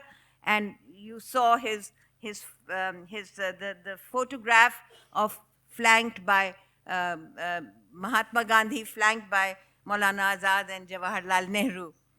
And here is something that which would go very well with this enormously important birthday celebration of His Holiness the Dalai Lama. सूरह फातिहा की तालीमी रूह, ये पूरा कुरान है जिसका essence 2 paragraphs में दिया गया है, and not by me, but of course I've translated it, but originally Maulana Azad wrote in Urdu. So here is a person singing the praise of God, but the Lord he praises is not the Lord of any particular race or community or religious group, but the Lord of all the worlds. He is Rabbul Alameen. He is the Rabb of all the Alam. But of all his attributes, those of mercy and justice particularly strike his mind as if divinity manifests itself for him. He utters, "Thee alone do I worship, and Thee alone do I seek for help." And there is the Siratul Mustaqim, which is the straight path. The path that he wishes to walk on is not the path devised by any particular religious group. The path that he has in view is the straight path which the founders of all religions and all truthful people have walked on, whatever the age or country and they have belonged. So what he asked for is the privilege to walk on the path which meant the happiness of all mankind, and not a path which has led to their ruin. So this is the Surah Fatiha. This is my book on India's Maulana, 4 volumes on that. So, this is the essence of the Quran, and I feel that the whole interpretation of the Quran is something which is scholars of the Quran and the treatises of declamations of the Quran, the khutbahs of the Quran, and make Islam into a very cantankerous religion. The other aspect that I have funneled myself into it is tasawwuf or Sufism, and that is a universal Amir Khusro, Nizamuddin Auliya. These are people from they are all encompassing. For example, this Sheikh Sadi says, all human beings, Sheikh Sadi is a very well-known tasawwuf scholar from 17th century, all human beings are like limbs of a body, for in their origin, they are all from the same substance. And then again he says, Bakhtiyar Kaki, whose grave is, his mausoleum is in Delhi. Kushtagane Khanjare Taslim Ra. This is Persian. Kushtagane Farsi. Kushtagane Khanjare Taslim Ra. Har zamane ghab jane digarast. For those who have been killed by the dagger of submission, a new life comes every moment from the unseen world. You submit yourself, you love humanity, and that is the essence of the Quran. Maulana Abul Kalam Azad in his Tarjumanul Quran amply bears out the approach of the Sufis. On the day of the judgment, God will address a particular individual. O son of Adam, I was sick, but you did not attend me. Bewildered, the individual will say, how is that possible? You are, after all, the supreme Lord of the worlds, and you cannot fall sick. God will reply, don't you remember that so and so among my servants was ill and lying close to you, and you did not turn to him in sympathy? If you had but gone near him, you would have found me by his side. So this is something which I find resonates with my feeling about His Holiness the Dalai Lama's teaching, his compassion, his smile, his complete humanity, all-encompassing humanity. And I feel that this is really what we need to understand. We need to understand Islam and its real essence, the real essence of Islam, which is silm, which is peace. So we need to resonate with the teachings of His Holiness the Dalai Lama, and we commemorate him today because we celebrate him and we feel that his teachings should not in this entire world. And we have held so many press conferences on Palestine and the complete devastation of Palestine and the devastation of Beirut, of Damascus, complete devastation of that. And when we look at the world, and the first panel has spoken very well about it, we see destruction all over the world. And how can we witness it? Only by the essence of religions, essence of Hinduism, essence of Islam, essence of Sikhism, essence of the teachings of His Holiness the Dalai Lama. That is what we have to understand, and we have to project our understandings. We have to simply not nullify them, but completely universalize them. And so we will hopefully, have a more peaceful world. That's all I want to say. Thank you. I thank Dr. Hamid for her presentation. We now come to the third speaker, Mr. Shyam. Mr. Shyam is a senior researcher at the 108 Peace Institute and a respected political analyst specializing in Tibetan affairs and regional geopolitics.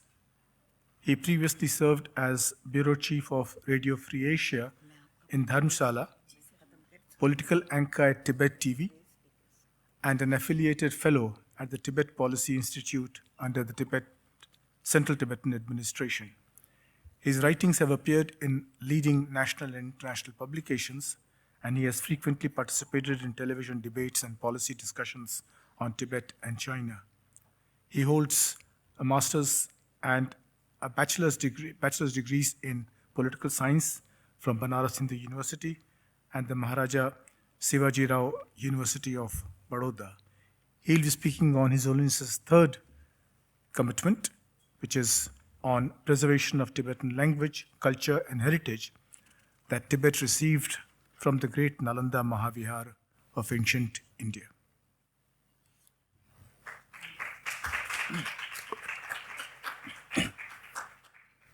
Kanri rawe kowe shinkam su penda dewa mali chungene chirenze wa tinzi kyatsoyi shape side patu thank you ji. Namaskar Tashi Dilek. My sincerest and deepest respect to our chair, Ambassador Dilip Sinha ji, and my co-speakers and dignitaries of the stage, and my dear brothers and sisters. I hope that covers everybody here. This is also how His Holiness greets whenever he speaks to the audience. If you look at the dais, right, I think I'm the least experienced and learned scholar on these dais. But I can relate myself to the third commitment of His Holiness the 14ᵗʰ Dalai Lama, that is the preservation of Tibetan language and culture. And I'll just connect myself to this commitment. Then I have a premise for my talk, that is, if Tibetan language and culture are eliminated or erased from this earth, then Tibet's buffer state will also disappear. Hence, India has a significant role to play in preserving Tibetan culture and language. So this is the premise of my talk. I'll come to this point in later part. I was born in Tibet. I left Tibet at the age of 8 back in 1999. And I crossed those gigantic Himalayas for almost 2 months on foot. Can you imagine, in those shivering cold weather? I was barely 8 years old. And when I was told to flee Tibet, my mom just told me that you have to wake up and go somewhere else. And I said, okay. I was in a truck, and it went for almost like 3 to 4 days, and I was not knowing where I was. And I was accompanied by 2 senior monks. They were actually deported by the government of India to Tibet. And they came to India again, and they brought me into India. I was quite fortunate. So on way, this is how they encouraged me, inspired me. Whenever I see a mountain, it is quite difficult to walk. And I would tell them that, when will we reach the destination? And they would simply tell me that if you see a mountain there, if you cross that mountain, you would have reached the destination. When I crossed that mountain, I would see another mountain. So this is how I came from Tibet. On way, we were short of food. We even had to eat the carcass of yak frozen in Himalaya. And in daytime, we had to sleep so that we could walk in night in order to escape from the Chinese soldier patrolling the border.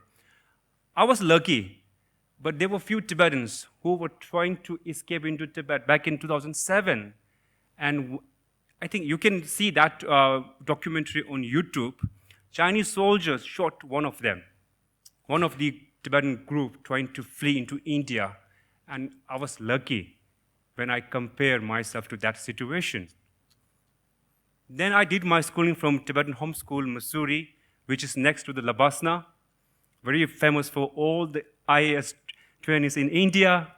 When I finished my class 12, I went on to pursue my BA in political science from Banaras Hindu University. Despite staying there for three years, I couldn't pick up Hindi. मेरा हिंदी इतना खराब है कि जब भी मैं हिंदी में बोलता था, तब ये चुटकुला हो जाता है. So now what I'm trying to say here is, whatever I have become today is all because of His Holiness the 14th Dalai Lama and the people of India.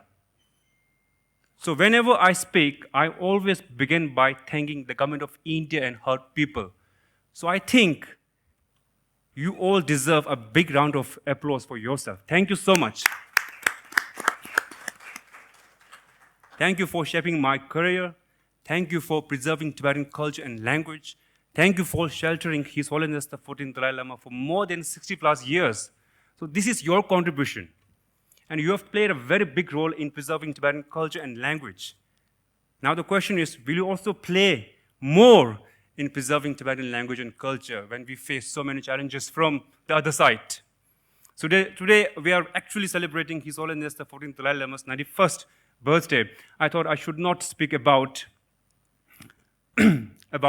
political parts of that is actually related with my presentation, but I'm hapless. It is very important. I'm here to remind you all how fragile Tibetan language and culture have become under the rule of the Chinese Communist Party in Tibet.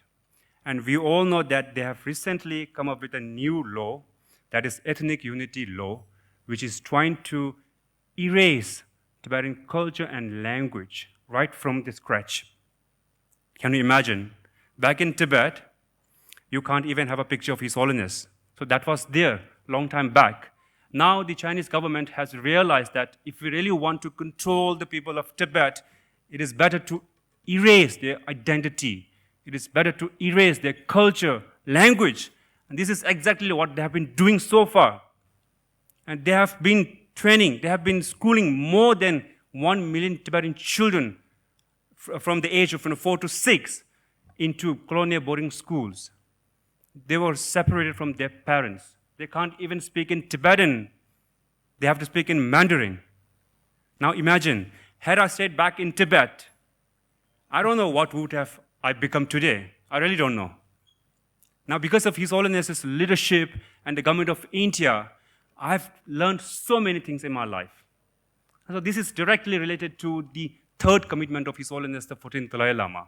That is the preservation of Tibetan culture and language. When we speak about culture, Tibetan culture is actually intrinsically related to inner values. So that is what the first commitment talks about. The values of compassion. So this is what I really learned from His Holiness. His Holiness speaks about compassion, love, kindness. He doesn't talk about sophisticated teachings of Lord Buddha. He would say, just try to cultivate compassion, kindness, love. This is the simplest form of the teachings of Buddha. So I try to cultivate these values in myself. I'll give you an example. Whenever I travel in Delhi, whenever I use trains, right, the metro, whenever I commute in metro, before we go into metro, we always have to face security guards.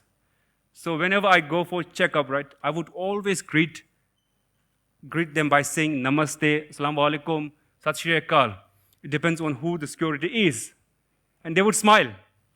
So this is actually at least a small part of, my contribution, a small part of, my happiness that I'm trying to generate on others. So we can do it. We can do it. So when we talk about Tibetan culture, it is also related with Tibetan Buddhism, inspired by Nalinta-based Buddhist tradition. Buddhism is actually all about training your mind. It is about training your mind. And whenever I get up early in the morning, I would always recite the 8 verses of training mind. That really helps me a lot. Because, see, here's a very simple logic. If you're not good at playing football, if you keep on practicing, right, you become good at football. Likewise, if you are so angry, right, if you get angry very easily, if you can practice, if you practice, keep on practicing, like reducing your anger, you can do it. We can apply the same logic. Likewise, whenever I get up, I always recite all the 8 verses of Training Mind. So this is like the third verses. The third verse says, whenever you encounter someone who is so angry towards to you, and how do you react it? How do you react to them, or him or her? It actually depends on your mind. It depends on your mind, how you're going to react. And if you react, then you know that both of you will be in a very difficult situation. And if you can compromise his or her anger towards you, and if you just react by just simply letting it go, then it cultivates a small piece of peace in your mind. So that is Tibetan culture. That is Tibetan culture that really brought me up. And that's why I feel so resilient whenever I face problems, whenever I encounter different people, I can manage my mind because of the training of my mind. So this is the basic form of the teachings of Buddhism. This is also what His Holiness the 14ᵗ Dalai Lama teaches. Now, coming to the second point, which is very much related to the premise that I spoke earlier, the Pandora's box to the preservation of Tibetan culture and language. Obviously, the Chinese government have been trying so hard, and they have realized that, even having, the territory of Tibet, it is not enough to, control the people of Tibet. Now, under that new law, the ethnic unity law, it has, 15, if I'm not mistaken, clauses and 65 articles, and the 63rd article says about targeting overseas Tibetans or Tibet supporters. Can you imagine? They can actually target overseas. It is more or less like a transnational repression. So now the point that I would like to raise here is, if the Tibetan culture and language are erased or wiped out completely from this earth, the Tibet's status of buffer state, that was once a buffer state between India and China, will also disappear. So that's why the government of India has a huge role to play in preserving Tibetan culture and language. Now, when we talk about the government of India and Indian people, India has been a custodian of Tibetan culture and language. I don't have to speak about history. The script that we see today, Tibetan language, came from India, Gupta script. And by the way, Tibetan script is one of the oldest 15 scripts in this world, which has more than 1,000 years of history. I was told this by Nicolas Tonandi, one of the highly regarded Tibetologists based in France. And it has also preserved the teachings of Buddha, the teachings of Nalanda Buddhist traditions. And whenever Prime Minister Narendra Modi travels abroad, Prime Minister Narendra Modi proudly says that India gave the world Buddha, not Yuddha. Now imagine who has actually preserved the Tibetan Buddhism. It is Tibetans. It is Tibetans. And why? I'll give another example. This is what the late Prime Minister Dr. Manmohan Singh once said. His Holiness the 14ᵗ Dalai Lama is the modern incarnation of Lord Buddha. And today, whether you believe it or not, he has become a global ambassador of Buddhism. Now, I won't talk about how China is trying to politicize his succession. So I won't talk about it. But imagine we will have to think about it. Because this is my point of view. The first commitment, the second commitment, the fourth commitment, all are actually related to Tibetan culture and language. All are connected with Tibetan language and culture. So I'll give another example. So many examples, sorry. So my presence here in this outfit, in this attire, the symbolism of my attire is quite simple. I'm actually warmed by a traditional Tibetan shirt, you can see, right? But I'm externally protected by an ethnic Indian jacket. So this is the role of India, that India has played so far and will have to play more in future. So the point that I would like to raise here is, if India plays a major role, what are the ways forward? First, I would like to suggest few steps. So far, Government of India has been so generous, have been so supportive. I really thank you all. Now we need more support when we are facing so many challenges from the other side. We need more. And if you push a little harder for next 10 or 20 years, perhaps we may get what we want. We never know.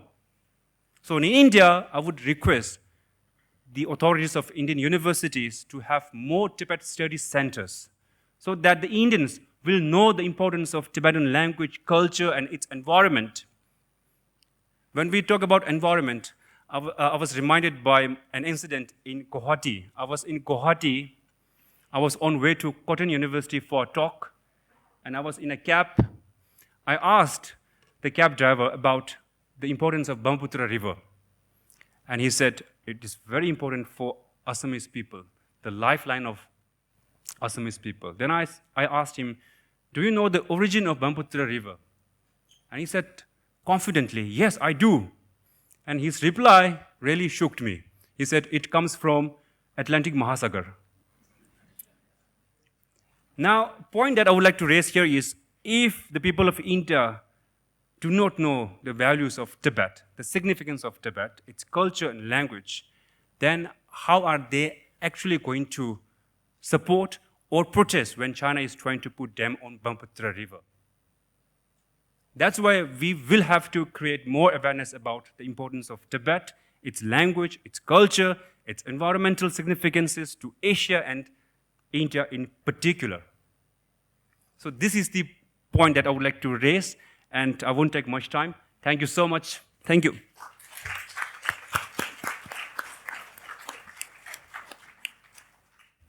Thank you, Mr. Yashidava. You said that you were the most inexperienced of the panelists.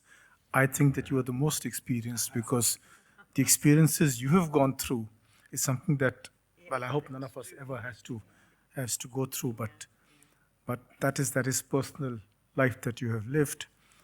And thank you for highlighting the links between our two countries and how the teachings of Lord Buddha were preserved and protected in Tibet. And now it is India's turn to protect those teachings because of the difficulties that your country is going through at the moment. Our fourth panelist is Dr. Kumar Bhansali.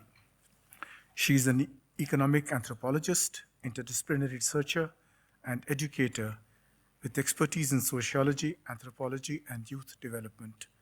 She holds a PhD from South Asian University, New Delhi, and previously served as assistant professor at Symbiosis School for Liberal Arts, where she founded the Center for Writing and Communicative Practices. Her research has been published in leading academic journals, and she has presented at numerous national and international conferences. Dr. Bhansali currently develops and teaches innovative curricula focused on the intellectual, emotional, and ethical well-being of young adults at the Community Library Project in New Delhi. And she'll be speaking on the fourth commitment, which is to revive awareness of the value of ancient Indian knowledge among young Indians of today. Thank you.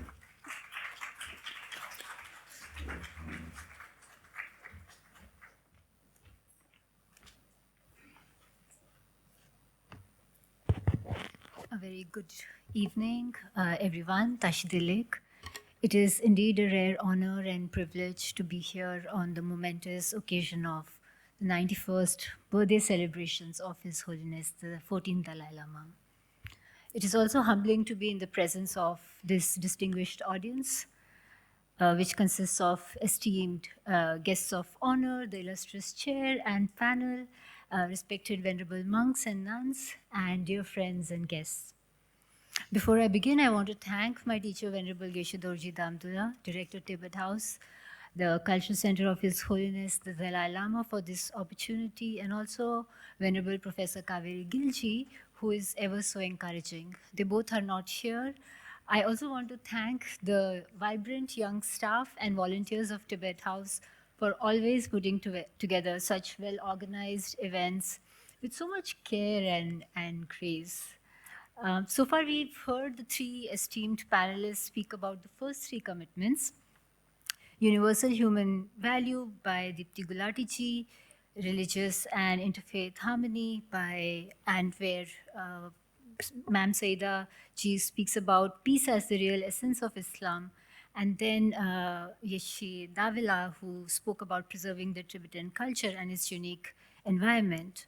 And the responsibility that I have been entrusted with is to present my thoughts on His Holiness's fourth commitment to revive awareness of the value of ancient Indian knowledge among young Indians of today.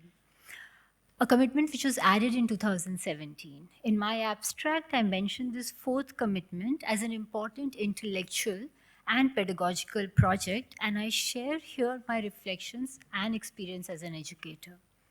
So throughout my trajectory, working with adolescents has been central to over my 2-decade-long journey.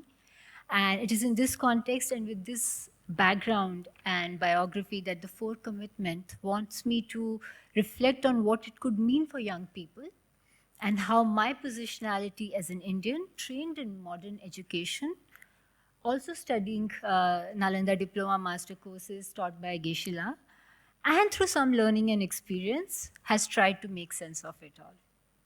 So I'll begin from where my abstract ends. There, I deliberately use the phrase universal human inquiry.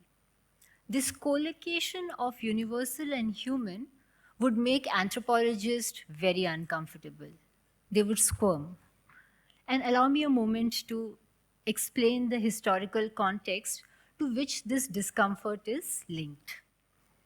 It was the idea that knowledge, modernity, and progress are universal, and how European colonialism used these concepts to serve its agenda and delegitimize local vibrant knowledge traditions. However, when His Holiness uses the same label universal, it is not to take one continent's idea of what is universal and enforce it upon the world. And as we saw from the very first speaker's presentation, it is to appeal to what is common across humanity and bring it to the world. And hence it becomes universal. It's also perhaps anthropology's own guilt as a discipline, because of how complicit and intertwined it was with the colonial project, that this sort of extreme criticality towards concepts, labels, terms comes about. It's also a discipline to its defense, I would say, that is as equally self-critical as it is of the world around. I felt that it was important to provide this context and think about what we mean when we think about universal, which is taking what is the essence, as Saida ma'am said, and then bring it together to the entire humanity. It's also essential to provide this background when we speak about the revival of ancient Indian knowledge. I posit that this revival, which His Holiness endorses, and later the NEP 2020 also recommends by way of introducing the Indian knowledge systems, could be thought of as a broader intellectual move towards decolonization.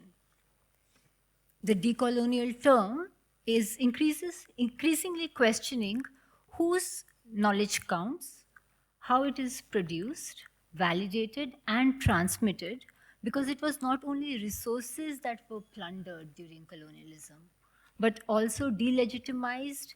It also delegitimized and replaced entire ways of knowing, being, and relating to the world around. And even decades after the colonizers left, the world is still suffering from the aftermath of colonialism, not only in terms of loss of intellectual traditions, but also a sense of identity.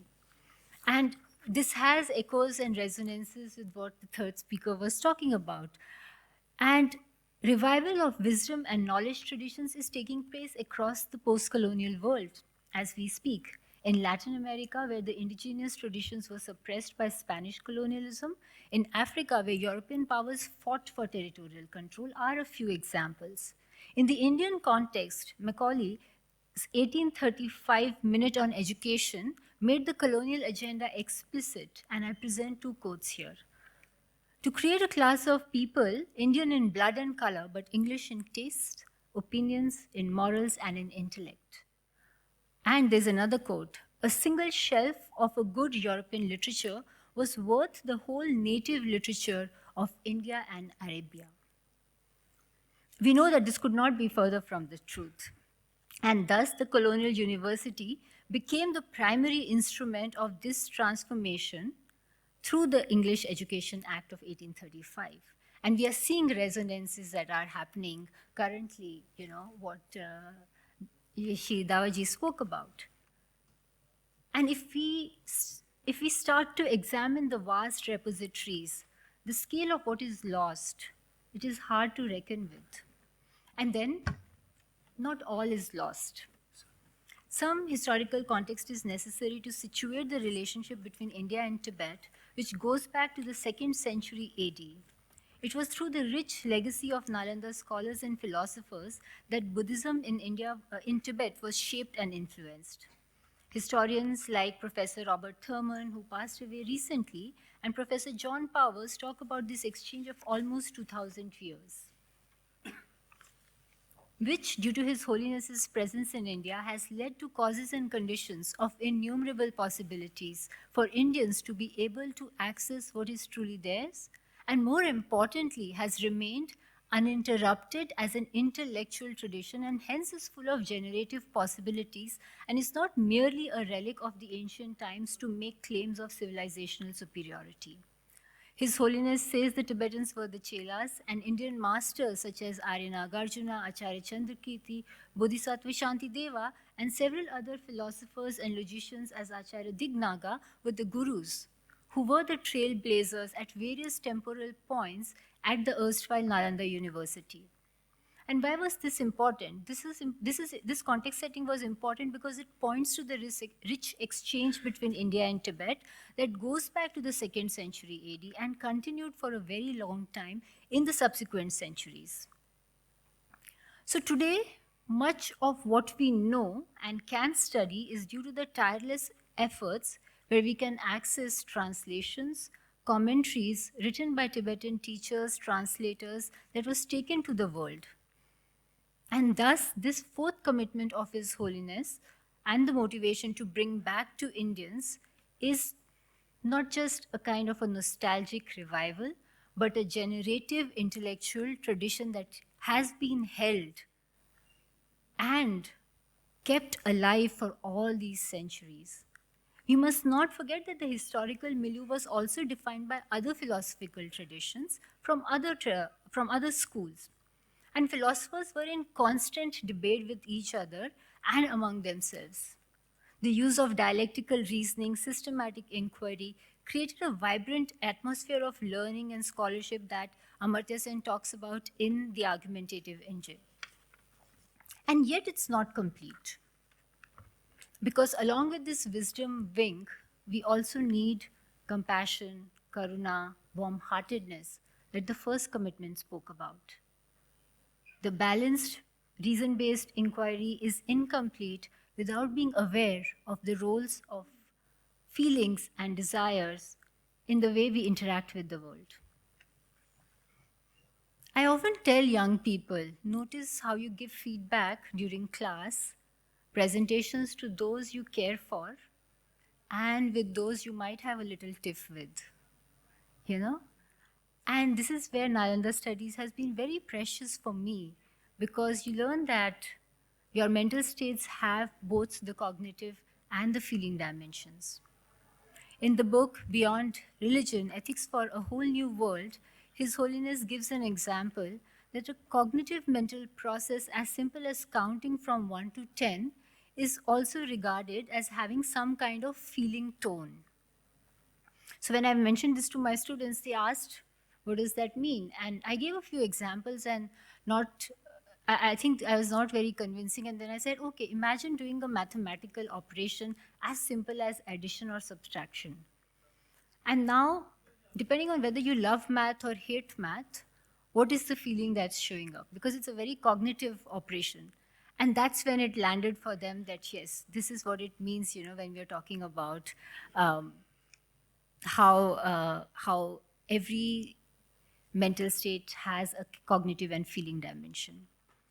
I now begin to conclude my presentation with saying that we also need to remember that as we reflect on the past, we do not conflate decolonization with nationalism, and instead focus on genuine, growing scholarly work.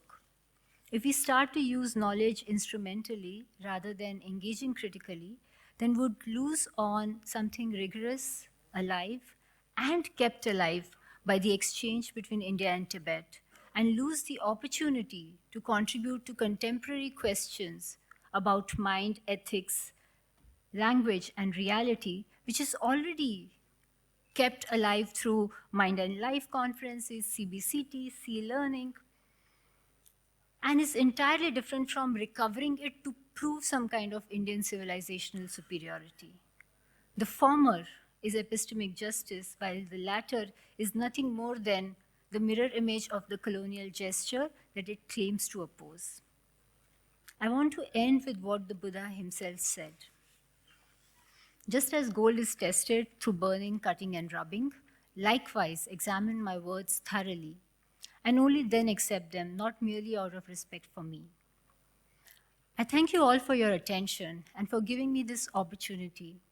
And I hope that young people in the audience take this commitment of His Holiness's forward in ways that it tallies with His Holiness's true intention and is in harmony with the first three commitments towards a world where we are resilient and not brittle, calm and not anxious, and constantly aware of our interconnectedness and interdependence. Thank you.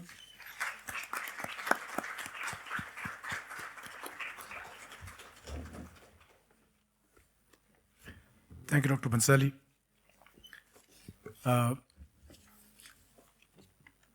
Thanks to our panelists keeping to the time schedule allotted to them. We have a few minutes now for some interactive discussion. If there are any questions that any of you would like to pose to any of the panelists, you're welcome to do so. Please identify yourself and keep your questions as brief as possible.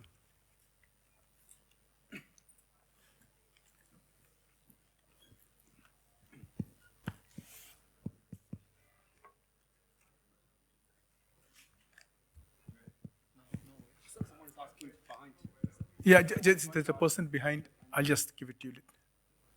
Yeah. Yeah, my question is to Yeshla. Could you slightly more elaborate that this new policy, which you have really mentioned in, which has come in the China, with reference to the language, how do you really see? Because somehow when I listen to that, it really appears that the whole language is going to disappear because the language grows in a particular environment. Tibetan language grew in Tibet, and if it's totally off the ground from there because of the new policy, do you think that it will be able to survive in the aligned environment, whether it's in India or Europe or anywhere? So I just want to get your... Thank you so much for this very important question. As I said earlier, that when we look at that new law, it is actually trying to impose Mandarin over Tibetans, Tibetan in Tibet. If you look at that the structure of that very law, now earlier it says that Tibetans will have to speak Mandarin for the government employment. If you don't speak Mandarin, you won't get the government employment. Now, it has made compulsory for Tibetans to speak Mandarin. If you don't speak Mandarin, then you won't have any space to get any employment, or you won't find even any place to sit, should I say.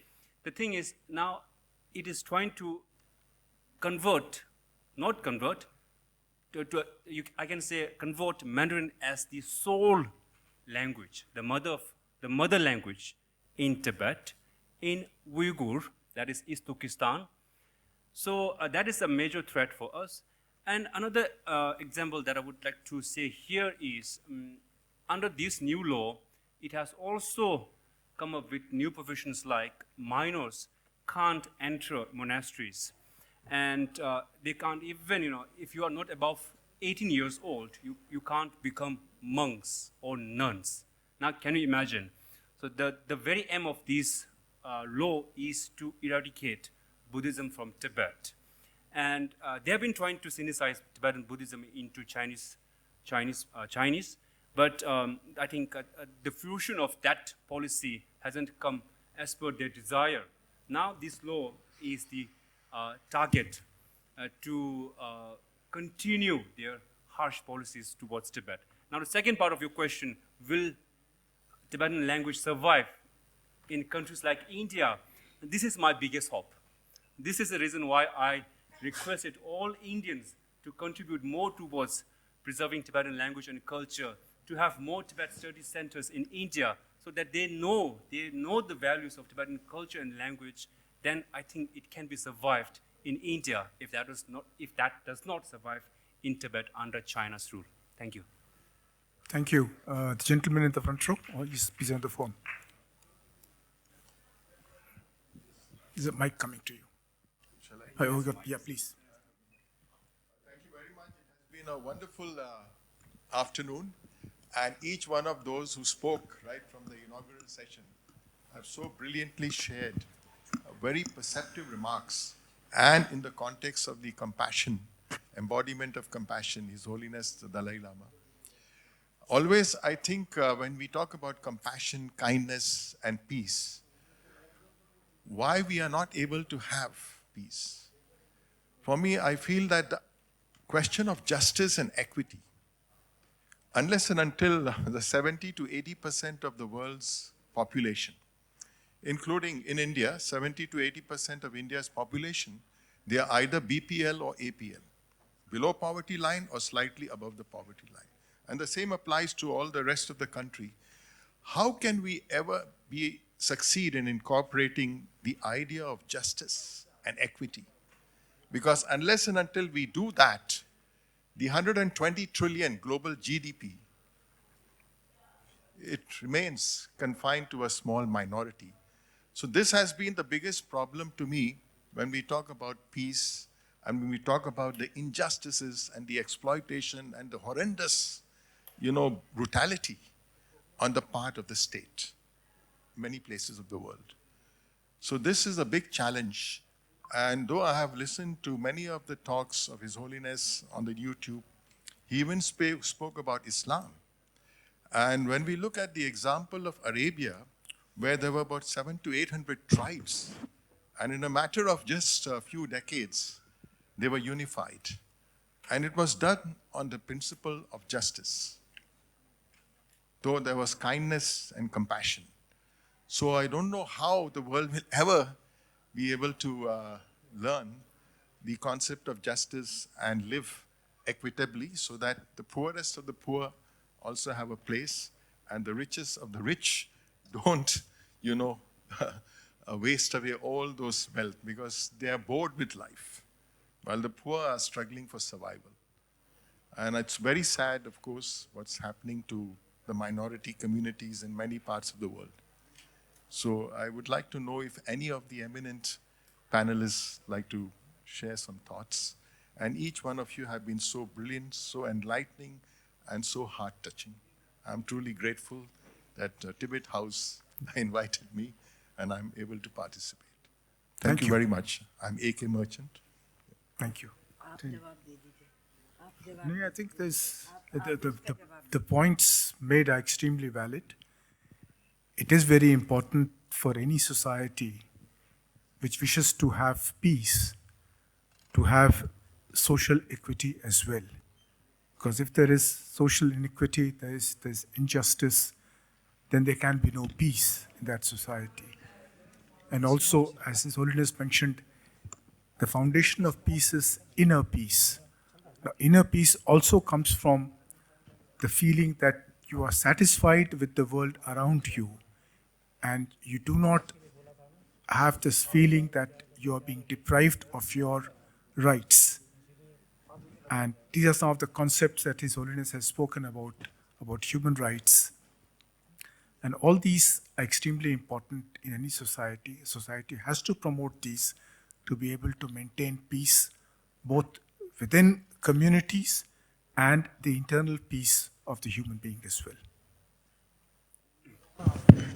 I agree with what you said, and yes, it's a time of volatility, increased inequality, and there are various ways in which we can think about it. We can't wait for the world to be fully equal before we can become peaceful and compassionate. At the same time, we can't have an equal, peaceful world without compassion.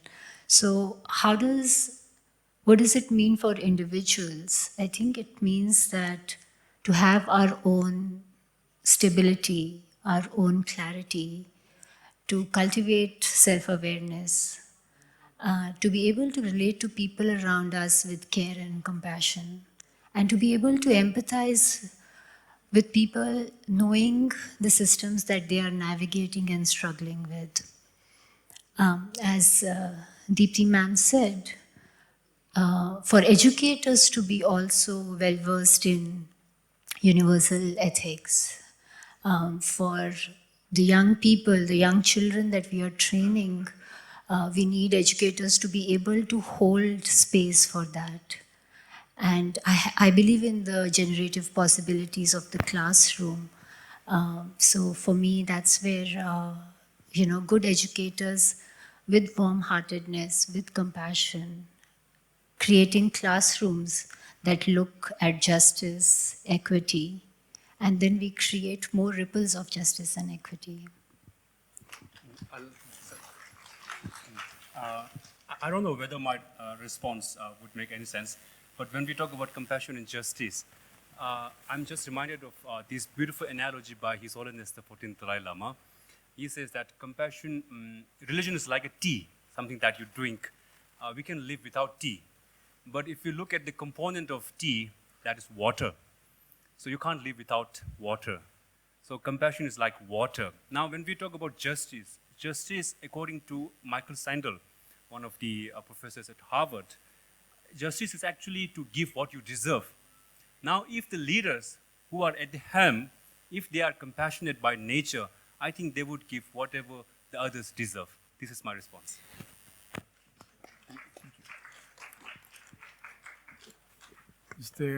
If there's no other question, I'd like to bring this panel discussion to an end.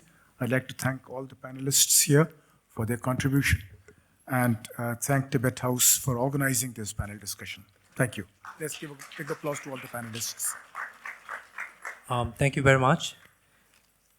Now I would like to request our chairperson, Shri Dilip ji, to kindly offer the white scarf and the souvenir to our esteemed panelists. First, we have Ms. Dipti Gulati, who has spoken on the first principle commitment of His Holiness the Dalai Lama.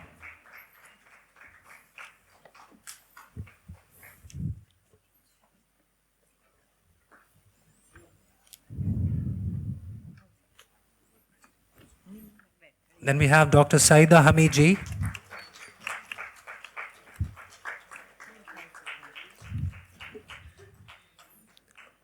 Third, we have Mr. Yishi Dawala, the third principle commitment. And last but not least, we have Dr. Kumar Bansali, who has spoken on the fourth principle commitment of His Holiness the Dalai Lama. Thank you very much. May I also request our chairperson, Shri Dilip Sinha to kindly present the certificate of completion to the passing out student of the 30th batch of Tibetan language course before we conclude this panel discussion. And I request our esteemed panelists to kindly go downstairs so that we'll be doing the presentation of the course completion certificate. So first we have Mr. Siddharth S. Shekhawat, who has completed his beginner's level.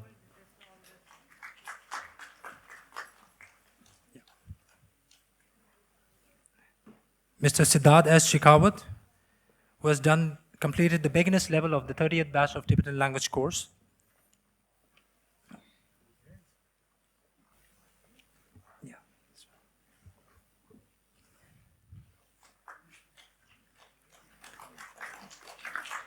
Then we have Miss Manali Saxena ji, who has completed her intermediate level for the 30th batch of Tibetan language course.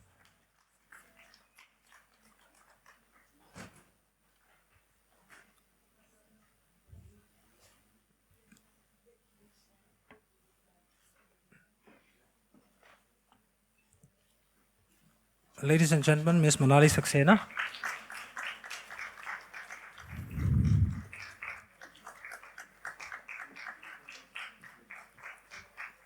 Thank you very much, sir. Thank you. With this, we have come to the conclusion of the panel discussion on the four principle commitment of His Holiness the 14ᵗ Dalai Lama.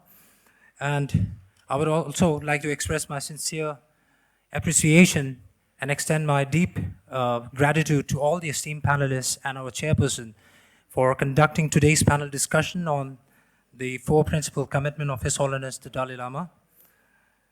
And let me also take this opportunity to once again wish His Holiness the 14ᵗ Dalai Lama a very long life on his 91st birth anniversary. Thank you very much, ladies and gentlemen. With this, now we conclude today's segment, and I would like to inform you that we have a high tea and refreshment for all of you. And I would also like to, before I conclude, yes, I almost forgot to mention that.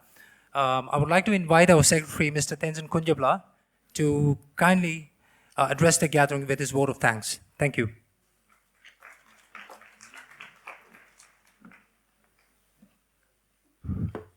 Thank you, Kumar. Actually, you've already done my work, so I'll just take 2 minutes. I would like to thank all the dignitaries, our chief guests, Shri Shyam Saran and Shri Ken Shrivastava, who had to leave due to other commitments, Ambassador Dilip Sinha ji, Shri KG Suresh and Shri Surendra Kumar ji. Your participation reflects the friendship and solidarity between the Tibetan and Indian people over the many decades. And I would like to thank our esteemed panelists. Your reflections have beautifully highlighted the extraordinary life of His Holiness and his vision. I would like to thank our director, Venerable Geshe Dorje Tamdullah, who is not with us today, for his constant guidance.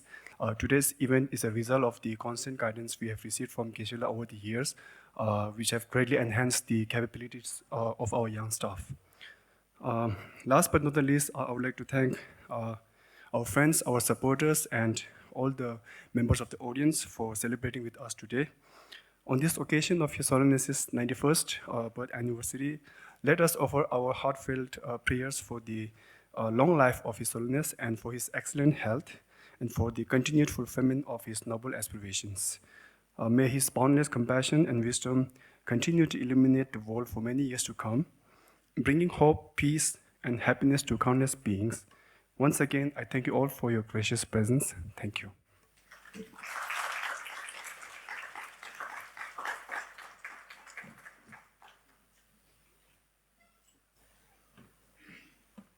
Thank you, ladies and gentlemen. We have come to the conclusion of today's event of the 91st birth anniversary of His Holiness the Dalai Lama. And I do regret to inform you that we actually had a cultural performance for all of you. And I'm pretty much sure that you guys were really excited to see the culture performance. But unfortunately, due to the very tragic incident, as per the discretion of Venerable Geshe-la, we have called off the culture performance for this time. But stay tuned, we'll be coming back once again. Thank you very much and have a lovely evening. Thank you.